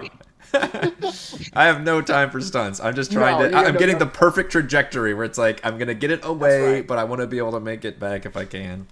That's right. All right, you do that, Captain. The ship veers away, and you can see stars out in front of you, and no Cronus is in sight, and you know that your trajectory is going at least perpendicular to the Cronus. Okay. What you need to do now, though, is make it to the Daisy quickly. You step off of out of that pilot station, and your leg it shoots pain up your body. I'm gonna let you choose how you approach this. You can either give me a mobility roll or a stamina roll, depending on whether you're trying to like hobble quickly and keep pain off the leg, or if you're trying to just power through the pain and just make it to where you're trying to go. Mechanics wise, it's the same roll for both of them. My strength, I have a 0 stamina, but I have a strength of 4, or I have a mobility of 1. Excuse me, but an agility of 3, so it'd be a 4 either way. So it's the same. It's be a 4 either way. Yeah. I guess probably stamina seems more. Yeah, and Captain, I will say this too, as you successfully steer the ship away and you sort of fight down your panic, you can minus one stress off yourself. Hey, slightly less. As you sort of see your plan sort of coming into fruition, you are sort of girding yourself a little bit. You've girded your loins. All right, so stamina check. Yep. Motherfucker. Can I make a roll without a fail at some point? I don't know. So again, you could either try to just take the panic. You could just lose a panic. I know. I feel like this one because this is the one that gets me to the Daisy, right? That I'm just like. It is. This is the one that gets you to the Daisy. All right. I think this was probably the one I would push the roll on, even though it's still probably not a great idea. But okay. Now, what I don't know is how I actually. You're not gonna have to re-roll that 6. This is the part that I'm not sure how to do mechanically. Yeah, within the roll 20 sheet. Okay, no, let's do a custom roll. So on your sheet above all your skills, there's a thing that says custom roll. So let's just put base of 4 and stress of 4. So you're not going to re-roll that 1 stress dice. It's a 6. Okay. You're going to roll everything else. Base 4, stress 4. Yep, and then hit roll. For those of you listening, it was much worse. That was much worse. Oh boy. Okay. The pain. I'm gonna need you. Yep, the pain. Your leg is bleeding now. Like the artery that you taped up, it starts bleeding again. Give me another panic roll, please. All right, now, so when do I increase my stress? Now? Now, yeah. I guess technically you should have earlier. Now that I think about it, but it's fine. You rolled. Do you do it before? It seems like it'd never be worth pushing it then if you have to add it before you even roll. Well, normally you don't have 5 and 6. That on like a 1 and 2. Yeah. Yeah. All right, panic roll. I'm at 6 now. That's not good. I rolled that was the worst panic I could have rolled. I'm not making it off this fucking ship. My leg just gives out. Wow. I rolled as worst as I possibly could, which is a 6 with my +6. That cake was like Trojan horse cake. I scream. Yeah. You fall to the ground on the metal I grated slip like on a pillar. ladder or something. Yeah. Yeah. And I don't know, were you on a private channel with Davis still when this happened? For drama, let's say yes. Yeah. So Davis, you hear her talking as she's trying to get through all this, and then you just hear this horrific scream come out of her over the radio. What the hell was that? Captain, what happened? Your timer now says 2 minutes. Oh, it says my stress level's decreased by 1. Oh wow! Okay. The scream actually does me some good. Yep. But yeah, I lose a round. Yes. Captain, are you there? Captain. Do you want to do a meanwhile here? No, keep going. Oh, because okay. this is all kind of the same thing. Wilson's listening, or she may be like Yeah. listening to Davis, but you guys are all kind of in the same thing right now. Is she gonna have to make a panic roll? I can make this. She actually didn't. She's not actually on this radio. In fact, what you see right now, Wilson, you see Davis kind of freaking out in the corner. Like Davis is on a private line, and you just see her like having this animated, distressed conversation. You're not sure what it's about. All right, I'm gonna start making my way over to Davis to see if we can figure out what's going on. Motioning for Cham to come close.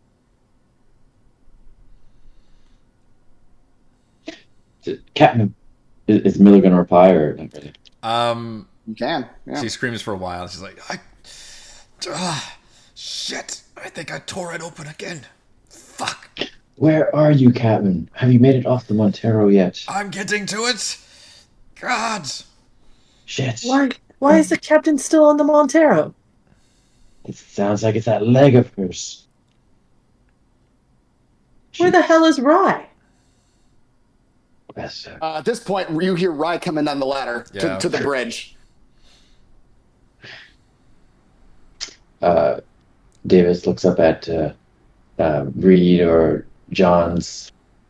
Is there a recovery ship on here, or whatever you call those, like the Daisy, the small mobile ship? Is there a recovery ship around? If so, get me to it now. We're going to recover the captain.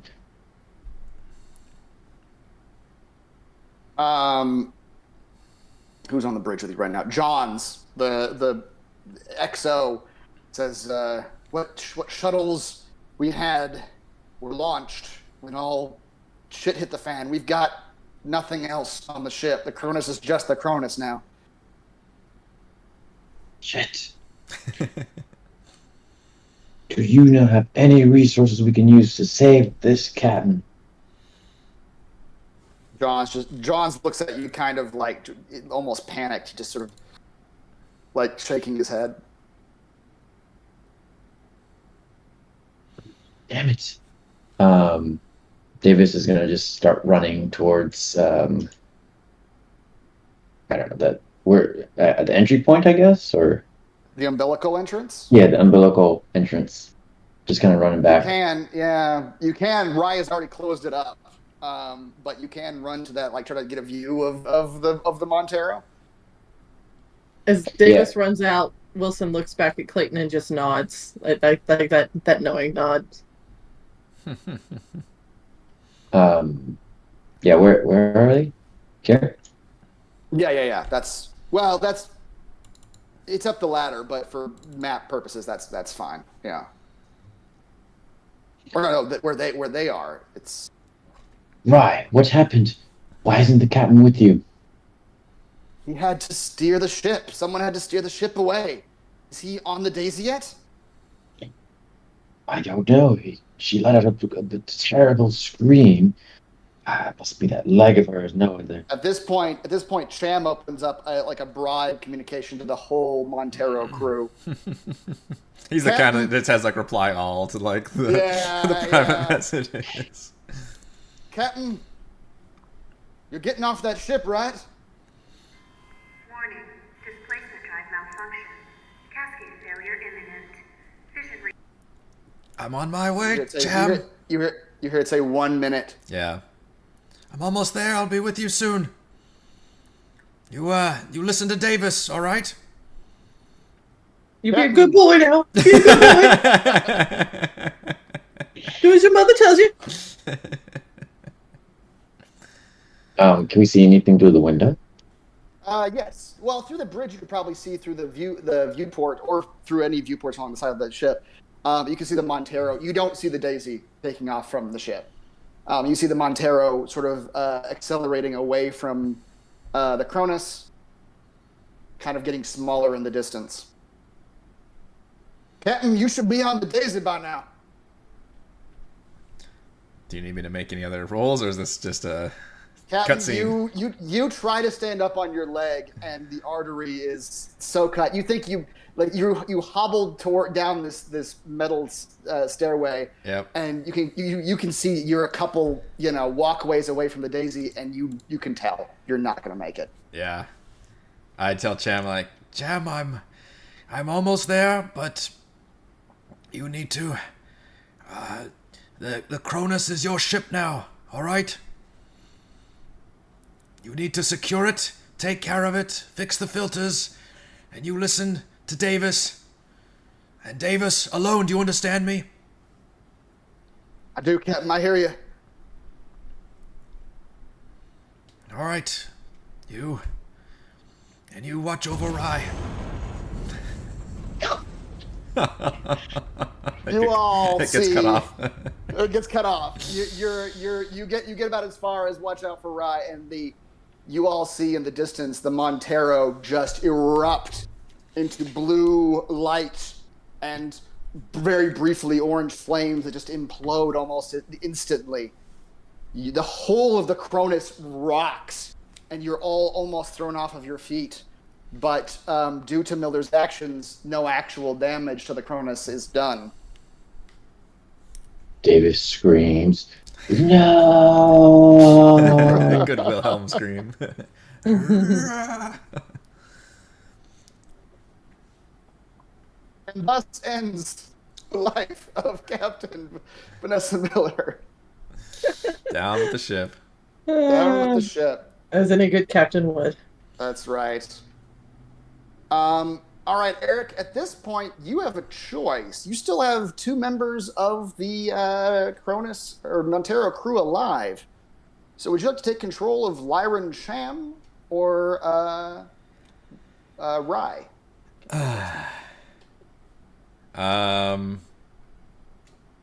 I don't know. I guess whatever's easier for you to transition to me, I will take. If that. Honestly, either's Yeah. pretty simple to Story-wise, Rye makes more sense because she was maybe there at the end with the captain, and then kind of came back and knows more information. Yeah. But if it's easier for me to take Cham, then I can do that. No, it's Rye. Rye does make sense. I will give her to you. I hold over my character sheet as you tear it up. That's right. Yes. Okay, let me. This is the kind of the loudmouth punk ass kid. She was. I will say that her Things have happened now. things have happened. Yeah. She's gone through a character arc, you say?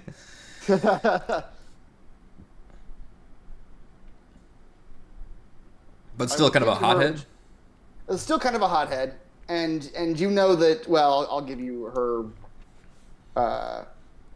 agendas as well. So you should have control of her character sheet. Let me make sure you have control of her token as well. Actually, the token should be controlled by the character sheet. So you should have that also. Yeah. Yeah, I think I see. And I will give you Rise agendas. Oh, yeah. Agenda. Don't let the captain die. Shit. Do you stick our headphones on for?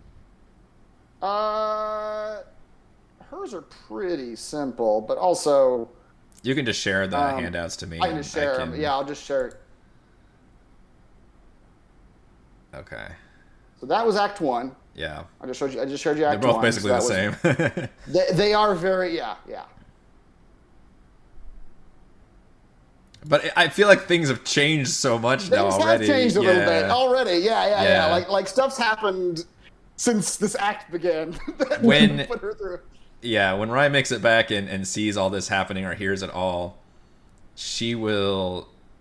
She, right? Is that the? Mm-hmm. Yeah. Yep, Kayla. Yeah. She will storm over to Wilson and just scream, "You killed her!" and just fucking either shove or punch or otherwise physically assault Wilson right out of the gate. Because she is just full on, like, brimming with emotions. You killed the ship! You killed the captain! Voice cracking. What the hell are you talking about? I've been here. David's gonna kind of run, kind of hold Rye from the back, kind of stop her from punching Wilson. Stop it, Rye! Stop it! She killed the captain! I've done no such thing. You destroyed the ship, and you fucked up the How would I do any of that? I've been here. Which would have killed us all, you dumb bitch. Just like screaming. I did nothing. She's just like inconsolable.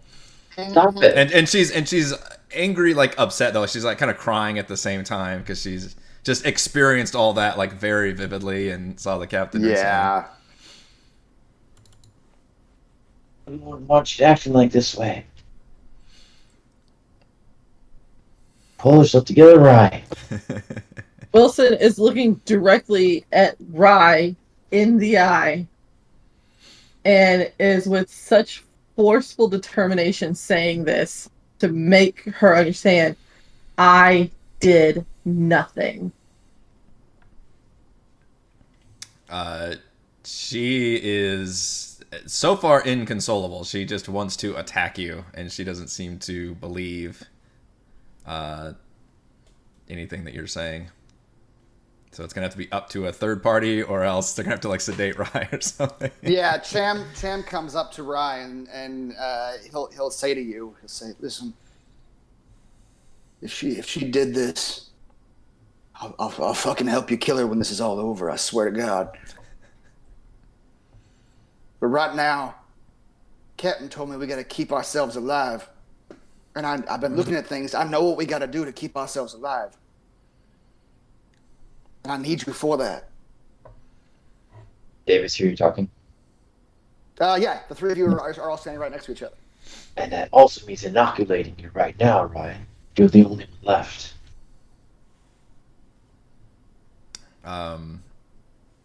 Yeah, if they're able to physically restrain and talk to her, then she kind of takes a few moments to process all that.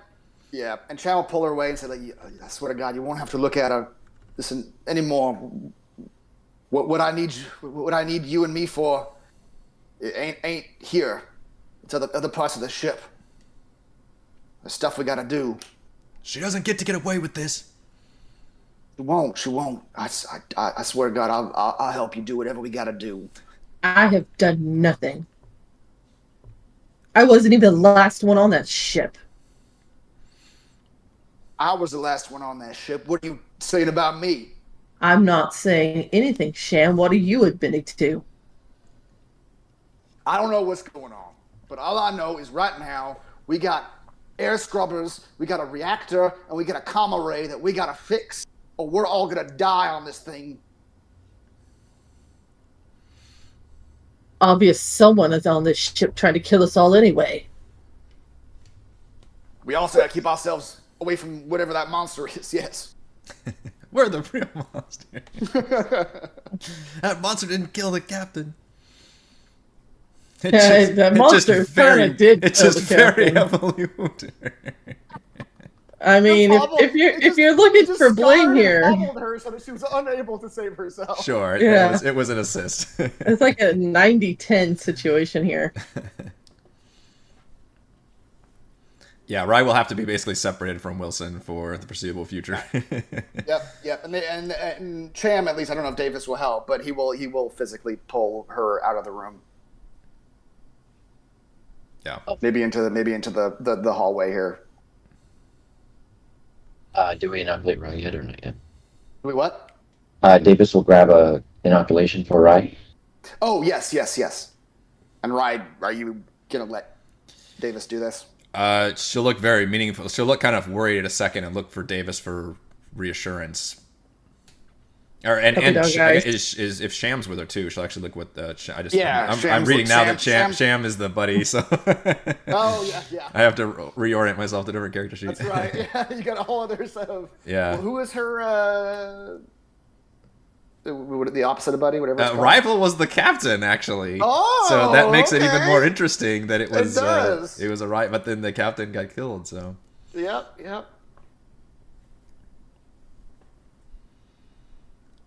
Yeah. Yeah, and Rye is also Cham's buddy. Rye and Cham are like they're close. Yeah. Yeah. So if they've done it and they take the drug, then she'll accept to do that. But yeah, they still gotta get the fucking air filters fixed. Yep.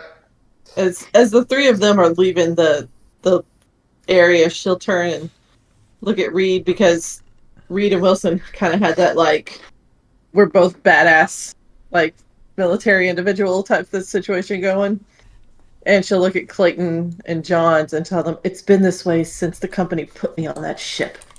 Anything that goes wrong, they blame me. They can't get the food that they want. Oh, that's my fault. They have to be in a different cryopod. That's my fault. I don't know why I expected anything else. I added the cutting torch to Rye's sheet too, because I think she had Oh yes, she did have that, yeah. As you're saying this, Wilson, Valerie hasn't said anything. You guys haven't said anything to her. She hasn't said anything in a while. She kind of blows up. She says, "Why are you fucking talking about who did what and who did what to who when we could die out here? I should bash your brains in." And you can see her eyes are kind of bloodshot, and she sort of grips her head a little bit and looks you in the eyes, Wilson, and then just sort of shakes her head and walks away. Wow, that's fantastic.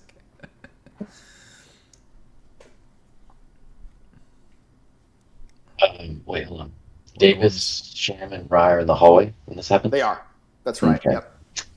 Well, can't do anything about that then. But Sham is now talking to the two of you, and he's saying, "Listen, I looked at all the sensors, and Captain was right. The air scrubbers have to get fixed. There's some blockage in them. They ain't putting air out. I don't know if you guys can. Well, I guess they're all still in suits actually right now, so that you guys can't tell. But the air ain't good in here." Davis isn't. Not a suit. Oh, Davis is not a suit. Yeah. So he looks at Davis I'm sure you could tell just walking around. Air pretty thin in here. A lot of CO2 in the atmosphere.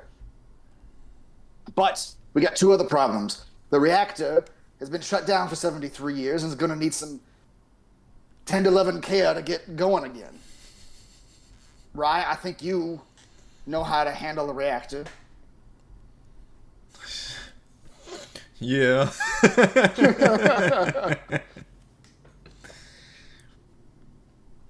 And then the comms array outside the ship has got to be fixed as well. That's the tricky one. Someone's going to have to go out with a suit and physically fix the array. But we do those three things, I think this ship will run.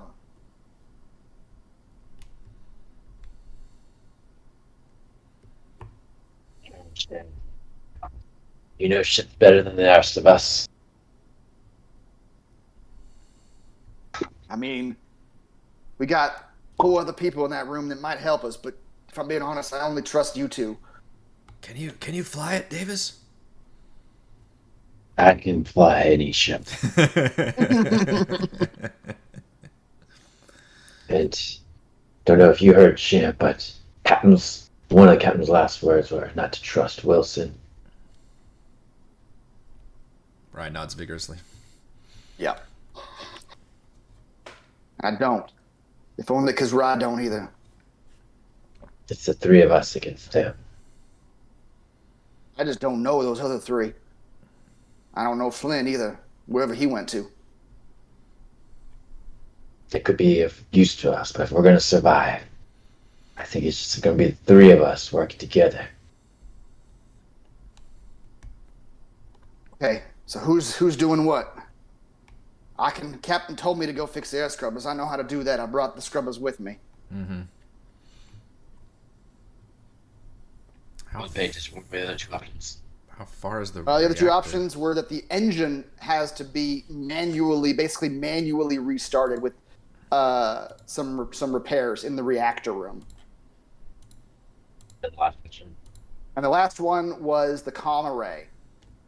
Someone's gonna have to go out on a spacewalk. That doesn't for sound like a it's while. an emergency. Like the comms? Is that just to like use the intercom system in the ship, or to like ping other ships or something? I mean, just compared to the first two, which are like we have to get this that's going true. to survive. The first true will get the ship moving, but to know where you are and to know where you're going to be going, Yeah. you're going to probably need the comms array. So the ship, you can get the ship physically moving, but without the comms array, you're not going to. Well, yeah, I know. Yeah, I would You're not assume going we to need have to any navigation. we need to prioritize the first two immediately so that we just Yeah. survive, and then we need to figure out the last one, and then hopefully they have additional air supply on this ship, because we're gonna need some to do an EVA, and Yeah. that's Yep. And you would Gonna take imagine a air. ship this size should have spacesuits somewhere, but you have to ask the don't original have crew about that. holes in them. They don't have holes in them. That's right. Yeah, I'm not in position of authority, but I would recommend the first two. Okay.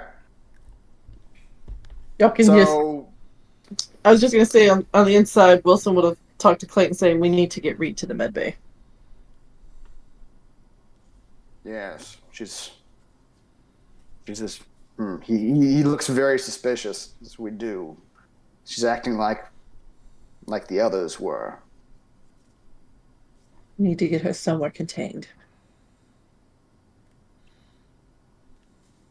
Okay. And as the three of you are talking about what to do right now, who you may have missed this because he's been a very ineffectual, sort of shy person up till now, would be the person in command. He was the XO of this ship, but that means that he was like third in line of command, and everyone else died. So he's technically the captain of this ship, but he walks out and he kind of looks at the three of you and he goes, "Is there anything I can do to help? I know the ship is in bad shape." We're eventually going to need to get out to repair the comms and the Vol space suits. We should have EVAs in storage, yeah. Where would those be? Real nearby, right over here in storage. He kind of motions off to this room to the east.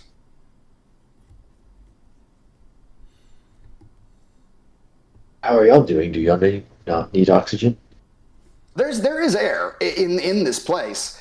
It's just kind of heavy. It's like being at the top of a mountain. Like it's just not good air. You're not going to do a whole lot of physical exertion here.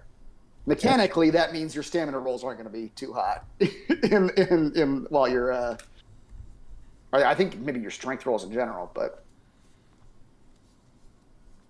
Okay, so Sham told you he wants to go clean the air scrubber. That's what he. Thankfully, you've got some good goddamn engineers on this ship now. I feel like I would understand the comms best if I were to go out there. Because I use them a lot, piloting the ships, you know? And Rye? I think we determined Rye's going to try to fix the reactor, I guess. Yeah. So John looks at three and goes, "Well, who needs help?" Uh, determine. Yes, who needs help? Yeah, who's got the skills that can help any of us out? I guess we don't know like if any of them are in charge of any areas or just would know, but John's was an officer, so he's got some piloting. He's got some stamina. He doesn't have a whole lot of mechanical. Yeah. That's something Brian might would ask if there were any of the mechanics or engineers or anything is among that group, or anybody who would just have any knowledge about maintaining the ship. He thinks for a minute and he says, "Honestly, not really. We've got Flynn, who's our doctor. I was an officer. Reed's a Marine, and Clayton's the corporate. Most of our internal service crew, they were some of the first to go once the infection made it inside." Yeah, Rod doesn't want anything to do with either of the corporate people. Mm-hmm.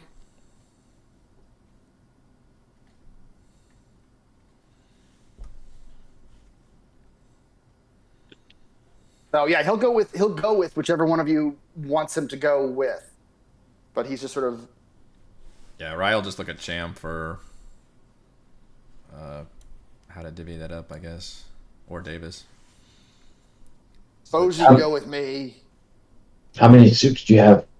Well, I mean, could I just walk over and see how Yeah, many you can suits walk there are? over. Yeah, you walk over and In here, right? you start looking. Yep, you start looking in these. You can look in these closets, and as you start opening the doors, it almost startles you for a second, but because it almost looks like a person standing right in the entry of one of the doorways. But you find 2 full EVA suits in those lockers, and I think the EVA suits have their own stats. She calls out, I got 2 suits in here, so one more can come out with me to work on the comms. We're going to need it to get anywhere. No point in repairing the ship if we can't communicate and navigate. I can do that, says Johns. So she'll bring out the suit The towards safest him. place to be, ironically. Yeah. Okay, so you'll all have generally what you're going to be doing. Splitting the party up a lot. Splitting the party again. That's right. Me and Clayton are getting Reed to the med bay. And you're getting rid of the medbay, yes. All right. Well, Davis, strategically disarming her. Your all-world survival EVA all-world survivor suits are better than your Montero suits. They have an armor rating of 4 and an air supply of 6. And both you and Johns can don those in preparation for going out onto the hull of the ship to fix the comms array. You gather what tools you think you're going to need. It's a physical, wrench and screwdriver type job that you're going to be doing out there. So you kind of gather up those kinds of tools.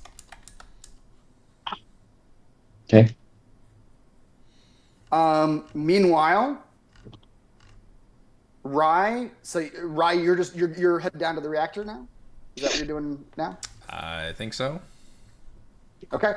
The reactor. I forget what the problem was, but I guess it just needed maintenance for restarting. It needs to be restarted. And they're not sure why the bridge why it wasn't auto restarting along with the rest of the ship.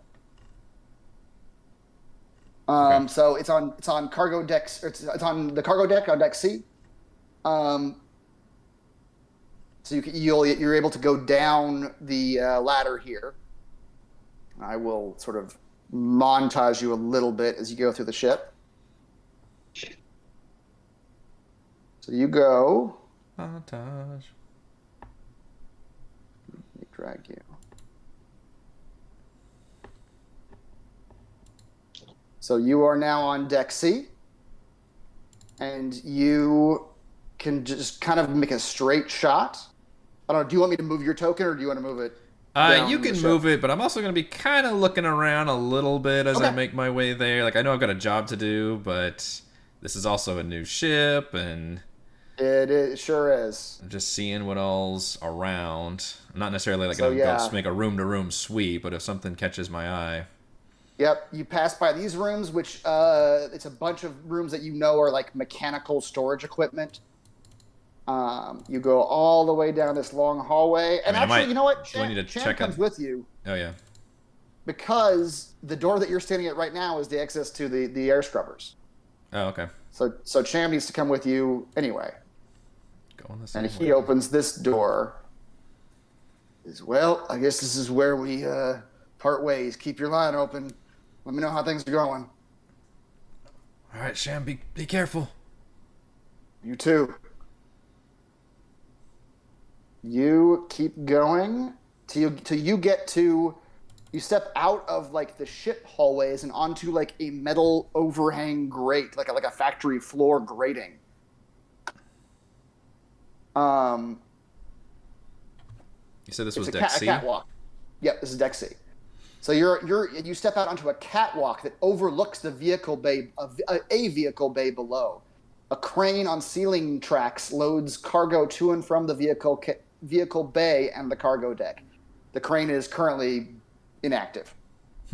Aside from directly in front of the cargo bay doors, the catwalk has a railing on either side, and the only way to reach the technical section from this deck is to cross it. So you begin to cross this catwalk. I guess and that's where I'm going. It is eerie because you look down and you can just look down 40 feet to another deck way below you. Wow. It now looks like just a big empty room from where you're at. I was gonna ask, yeah, do I have any kind of light thing on me? Does my suit? You do. Okay. You got like a suit light. That's the only light. That's the light that it is projecting that I'm using? right now. Okay, sure. So I can't even see if there's anything down there. Not really. Which I realize now the light's pretty dim. I mean, might be appropriate. I don't know. That's true. I'll How make much it a light little it's bit supposed to brighter. have, Yeah. Yeah.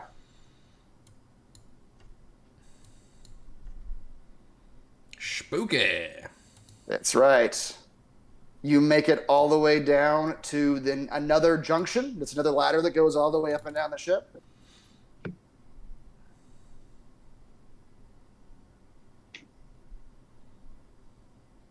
Passing through the junction room. Oh, sorry. Oh yeah. I'm like, wait, I'm grabbing the token from you. Yeah. I know. I'm still looking around, just trying to see if anything's. Yeah. I know more And interesting nothing. than. Down here, actually, there's less damage than you saw in the upper Yeah. floors. Like it looks like this area has been generally untouched, kind of. Yeah. So you come down into this hallway, and you know that your destination. Destination is on the right. It is on the right. Ah. All right. I'm just gonna let you move it because we're overlapping. No, you're there. You're there. You can take it Okay. now. As you open that door, the only lighting here comes from an open access port on the reactor relay on the other side of the room. It glows a dull red, a dull pale red, casting long, deep shadows. Something tore up the furniture and loose equipment to build a bizarre nest in the corner of this room over here. In the pile of debris near the reactor lies a crumpled spacesuit. Its filthy helmet is mostly fogged up and the tattered suit looks like it was set on fire at one point. I'm gonna get on the comms, and I'll probably not have peace of mind to actually do a private one, but just broadcast it and be like, there's something weird here. Which room am I in? The reactor. You're in the reactor room, yeah. Reactor room. There's something really weird here in the reactor room. Oh, let me guess. I did that too. I don't know what I'm looking at. Does it look like there's a body? It does look like a body. It looks like a spacesuit. Yeah. But you can't see there's a body inside the spacesuit. It's all fogged up, the visor. Oh, okay. You can't really see. It's kind of really dim lighting in here, too. I think I kick it with my foot.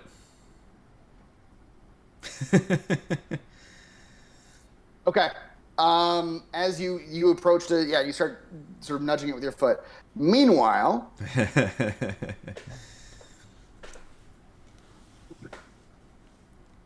um,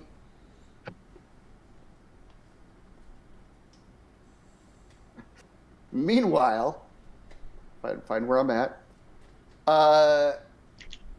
Wilson and Clayton, you walk up to Reed, who is sort of like kind of walking. She's got the shotgun like just sort of resting down at her waist. She's sort of walking around, almost mumbling to herself. And you're not sure what she's saying. You can't really hear what she's saying, but she's just sort of mumbling. Okay.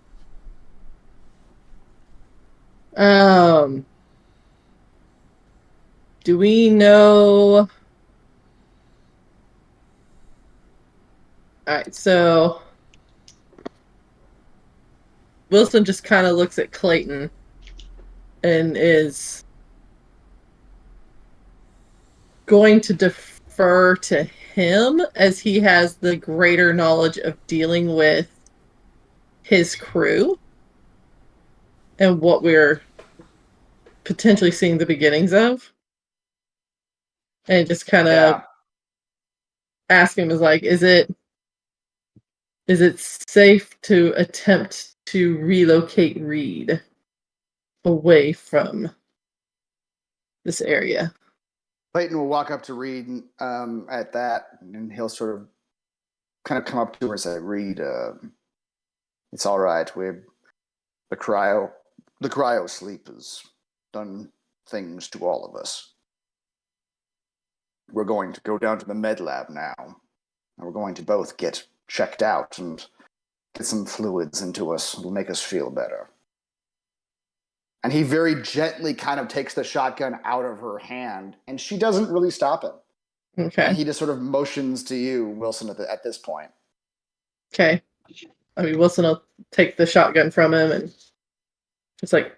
Well, you've already got a shotgun. I do, yes. Clayton will hang on to the shotgun he's got. Damn it. Double shotguns. And then I started shooting. No, Wilson's gonna hang on to the shotgun he took from Valerie Reed. Yeah. Yeah. Wilson then just kind of gently, just like not like grab, but just like gently take her other arm and say, "Let's get you taken care of." Okay. You start to walk towards the med lab with her, and she's generally just lets you. Clayton knows the way to the med lab. It's on the same deck that you're on. But her muttering is getting like louder and louder, and you can hear like kind of disturbing things come out of her every once in a while. She'll say like, kill me, kill them, protect myself, but no. As you're walking, but right now she's just sort of walking along. Okay. You all get to the med bay and start to go in. Meanwhile, Kayla's not on this deck anymore. Davis and Johns, you all are suited up, ready to go out on to the deck of the ship. You have to go down to... You have to go back up to deck A, actually.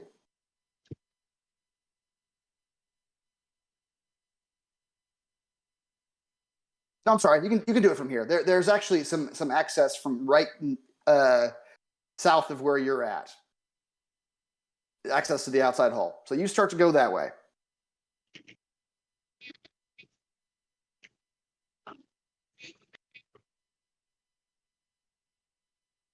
And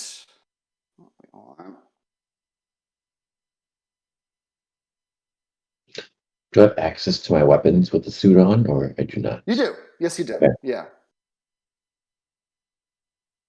It's through the access is through what used to be the nearest access is through what used to be a kitchen. Actually. And you get there and you head in.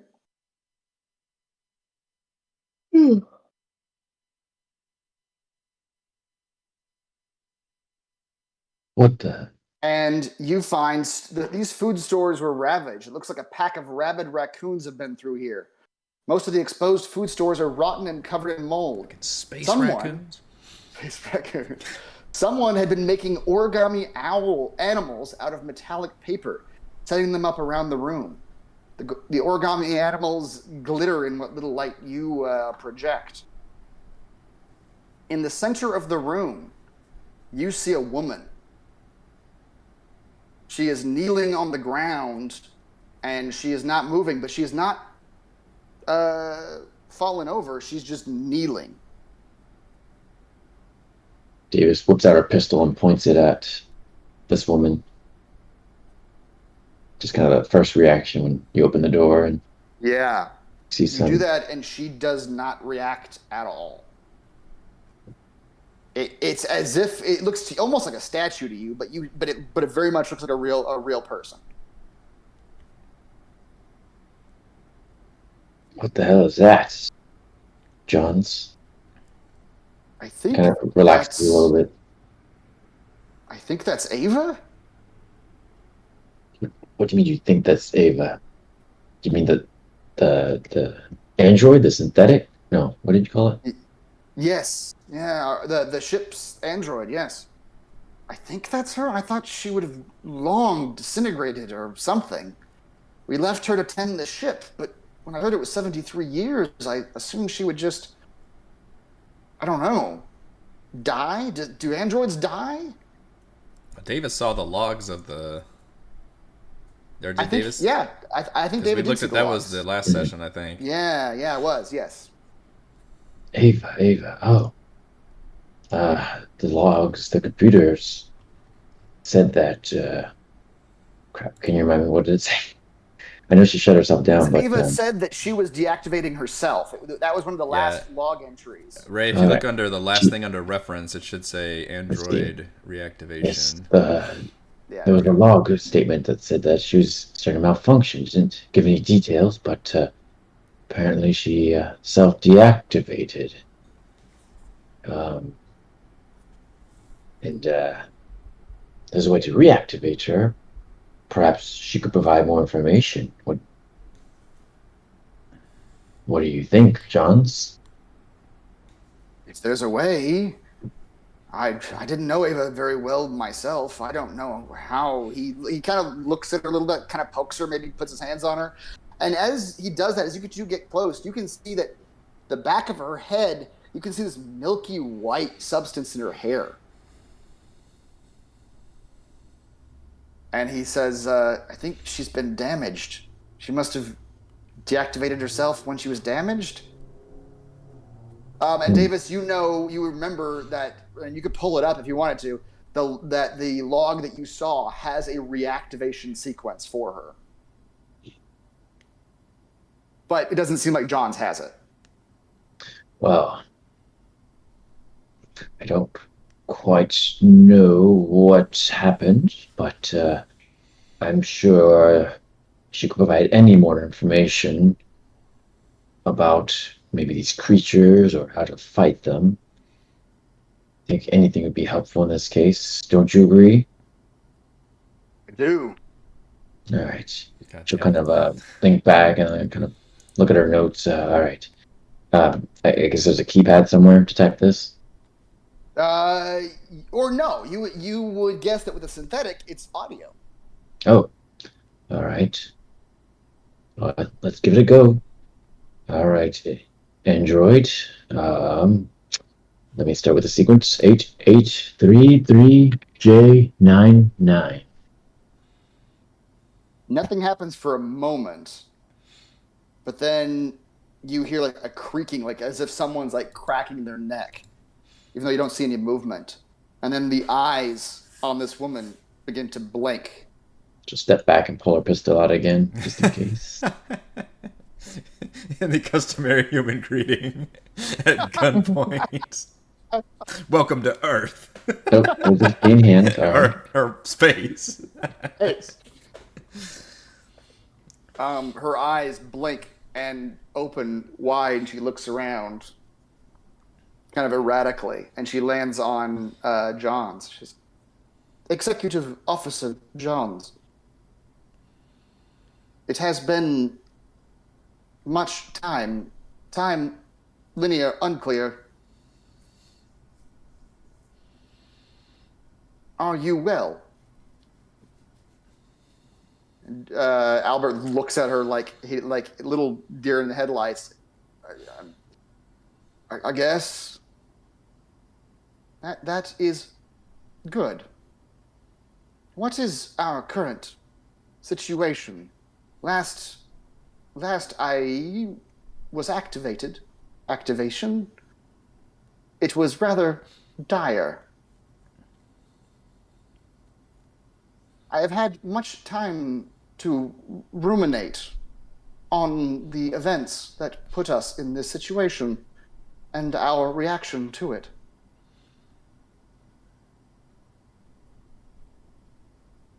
John's kind of looking at you now, Davis. Like he doesn't know what to say to her. He's kind of just mouth agape.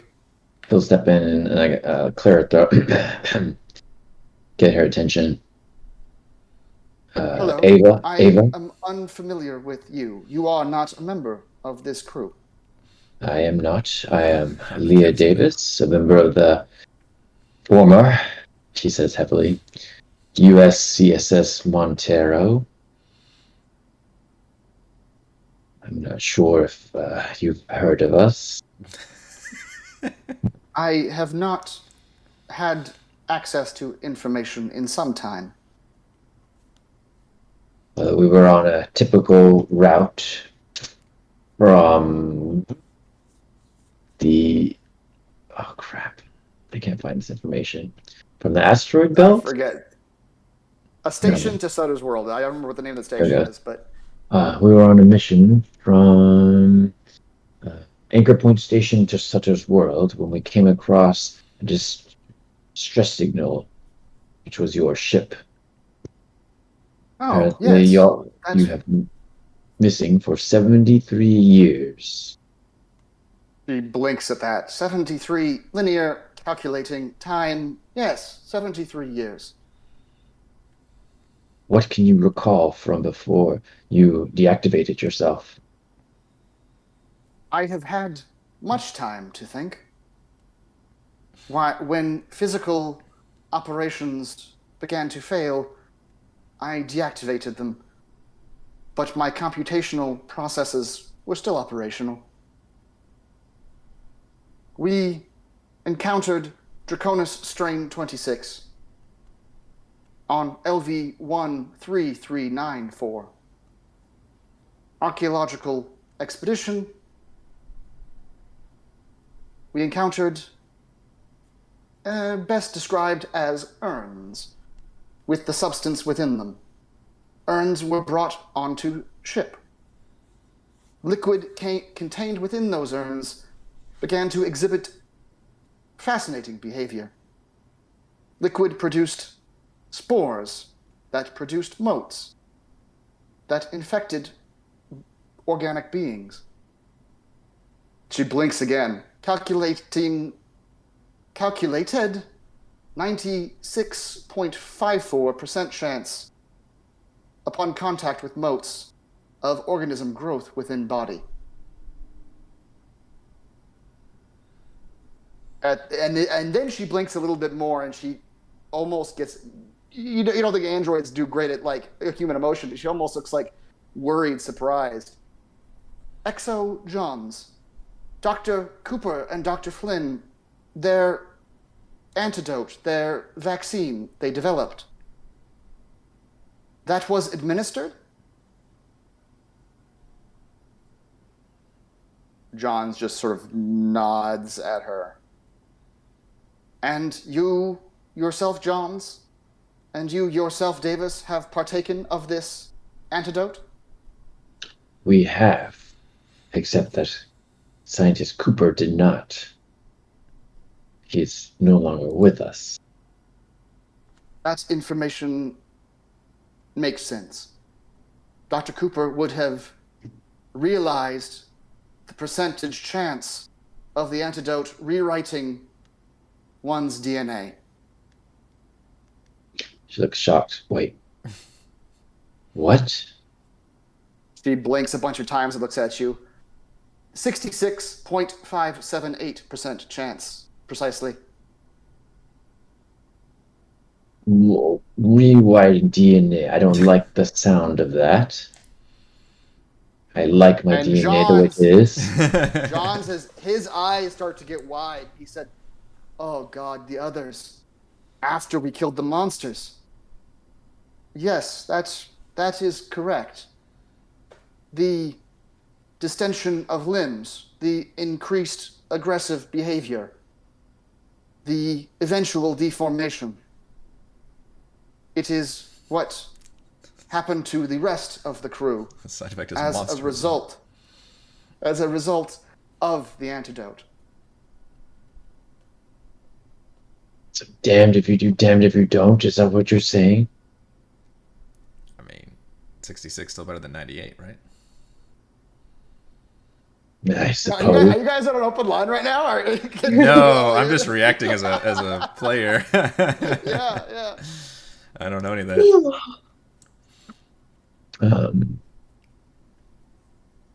Johns goes, "Oh, fuck. Does that mean, are we going to turn into those things?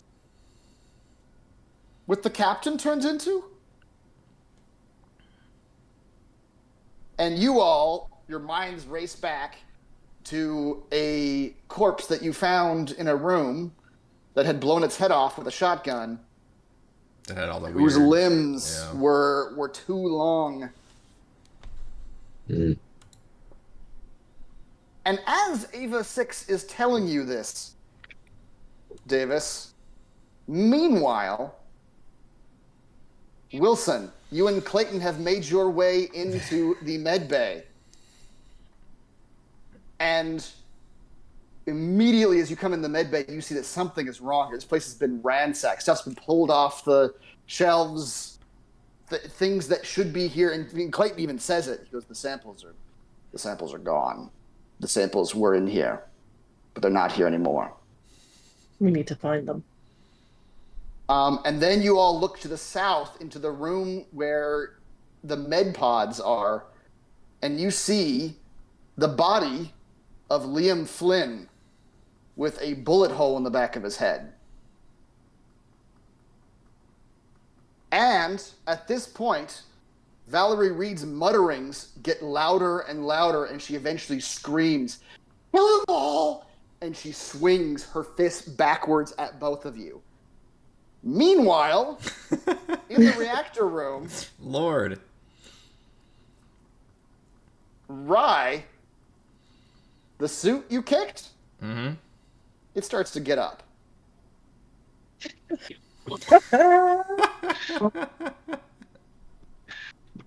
And I think that's where we're going to end it for tonight. Oh, man. Wow, that's a lot of revelations getting dropped. Dang. I appreciate you guys going late, but about 20 minutes ago, I saw the fucking perfect place to end. Yeah, I'm like, I it's gotta all get there. lining I gotta up. get there. That's impressive. That's cool. I like it. Yep. Did we actually make it through Act 2, or are we still out of ways? Technically, no, but I'm gonna say yes. There's like one more event in Act 2 that I'm not gonna do. So yes, I'm gonna say Act 3. Act 3 technically will happen once we resolve everything that just happened. started. Okay. Yep. Cool. Man, that's crazy. All right. Good Well, Lord. that is all the time we have for this session of Chariot of the Gods. Thank you so much for Chris for game mothering, Raymond, Heather, I am Eric. Thank you to all of our wonderful fans for watching. Shout out to the patrons as always. Platinum patrons: Joe, Will, Thomas, Stan, Brennan, Genocider, David, Eclectic Role Player Roll, Christopher, Brian, Corey, Koa 1337, Big Nut, John, Scott, Gene, Eric, Tyler, Nathan, Camp, Crystal Lake, Counselor, Big Chef, Andrew, Daryl, the Reldron, Matt, Captain Woody 79, and gold patrons: RPG Papercrafts, Pretty Boy, and Yuma, Dead Lizard, Lion, Sam, Lumpy Spuds, Jerome, Nathan, Fastigo, Tortoise, Scott, Refus, Karen, William, and Jerry. Thank you all very much for your support. And we'll see you next time, possibly for the conclusion. Do we know yet? I'm gonna try my best to make it the conclusion. Okay. So yeah. Okay.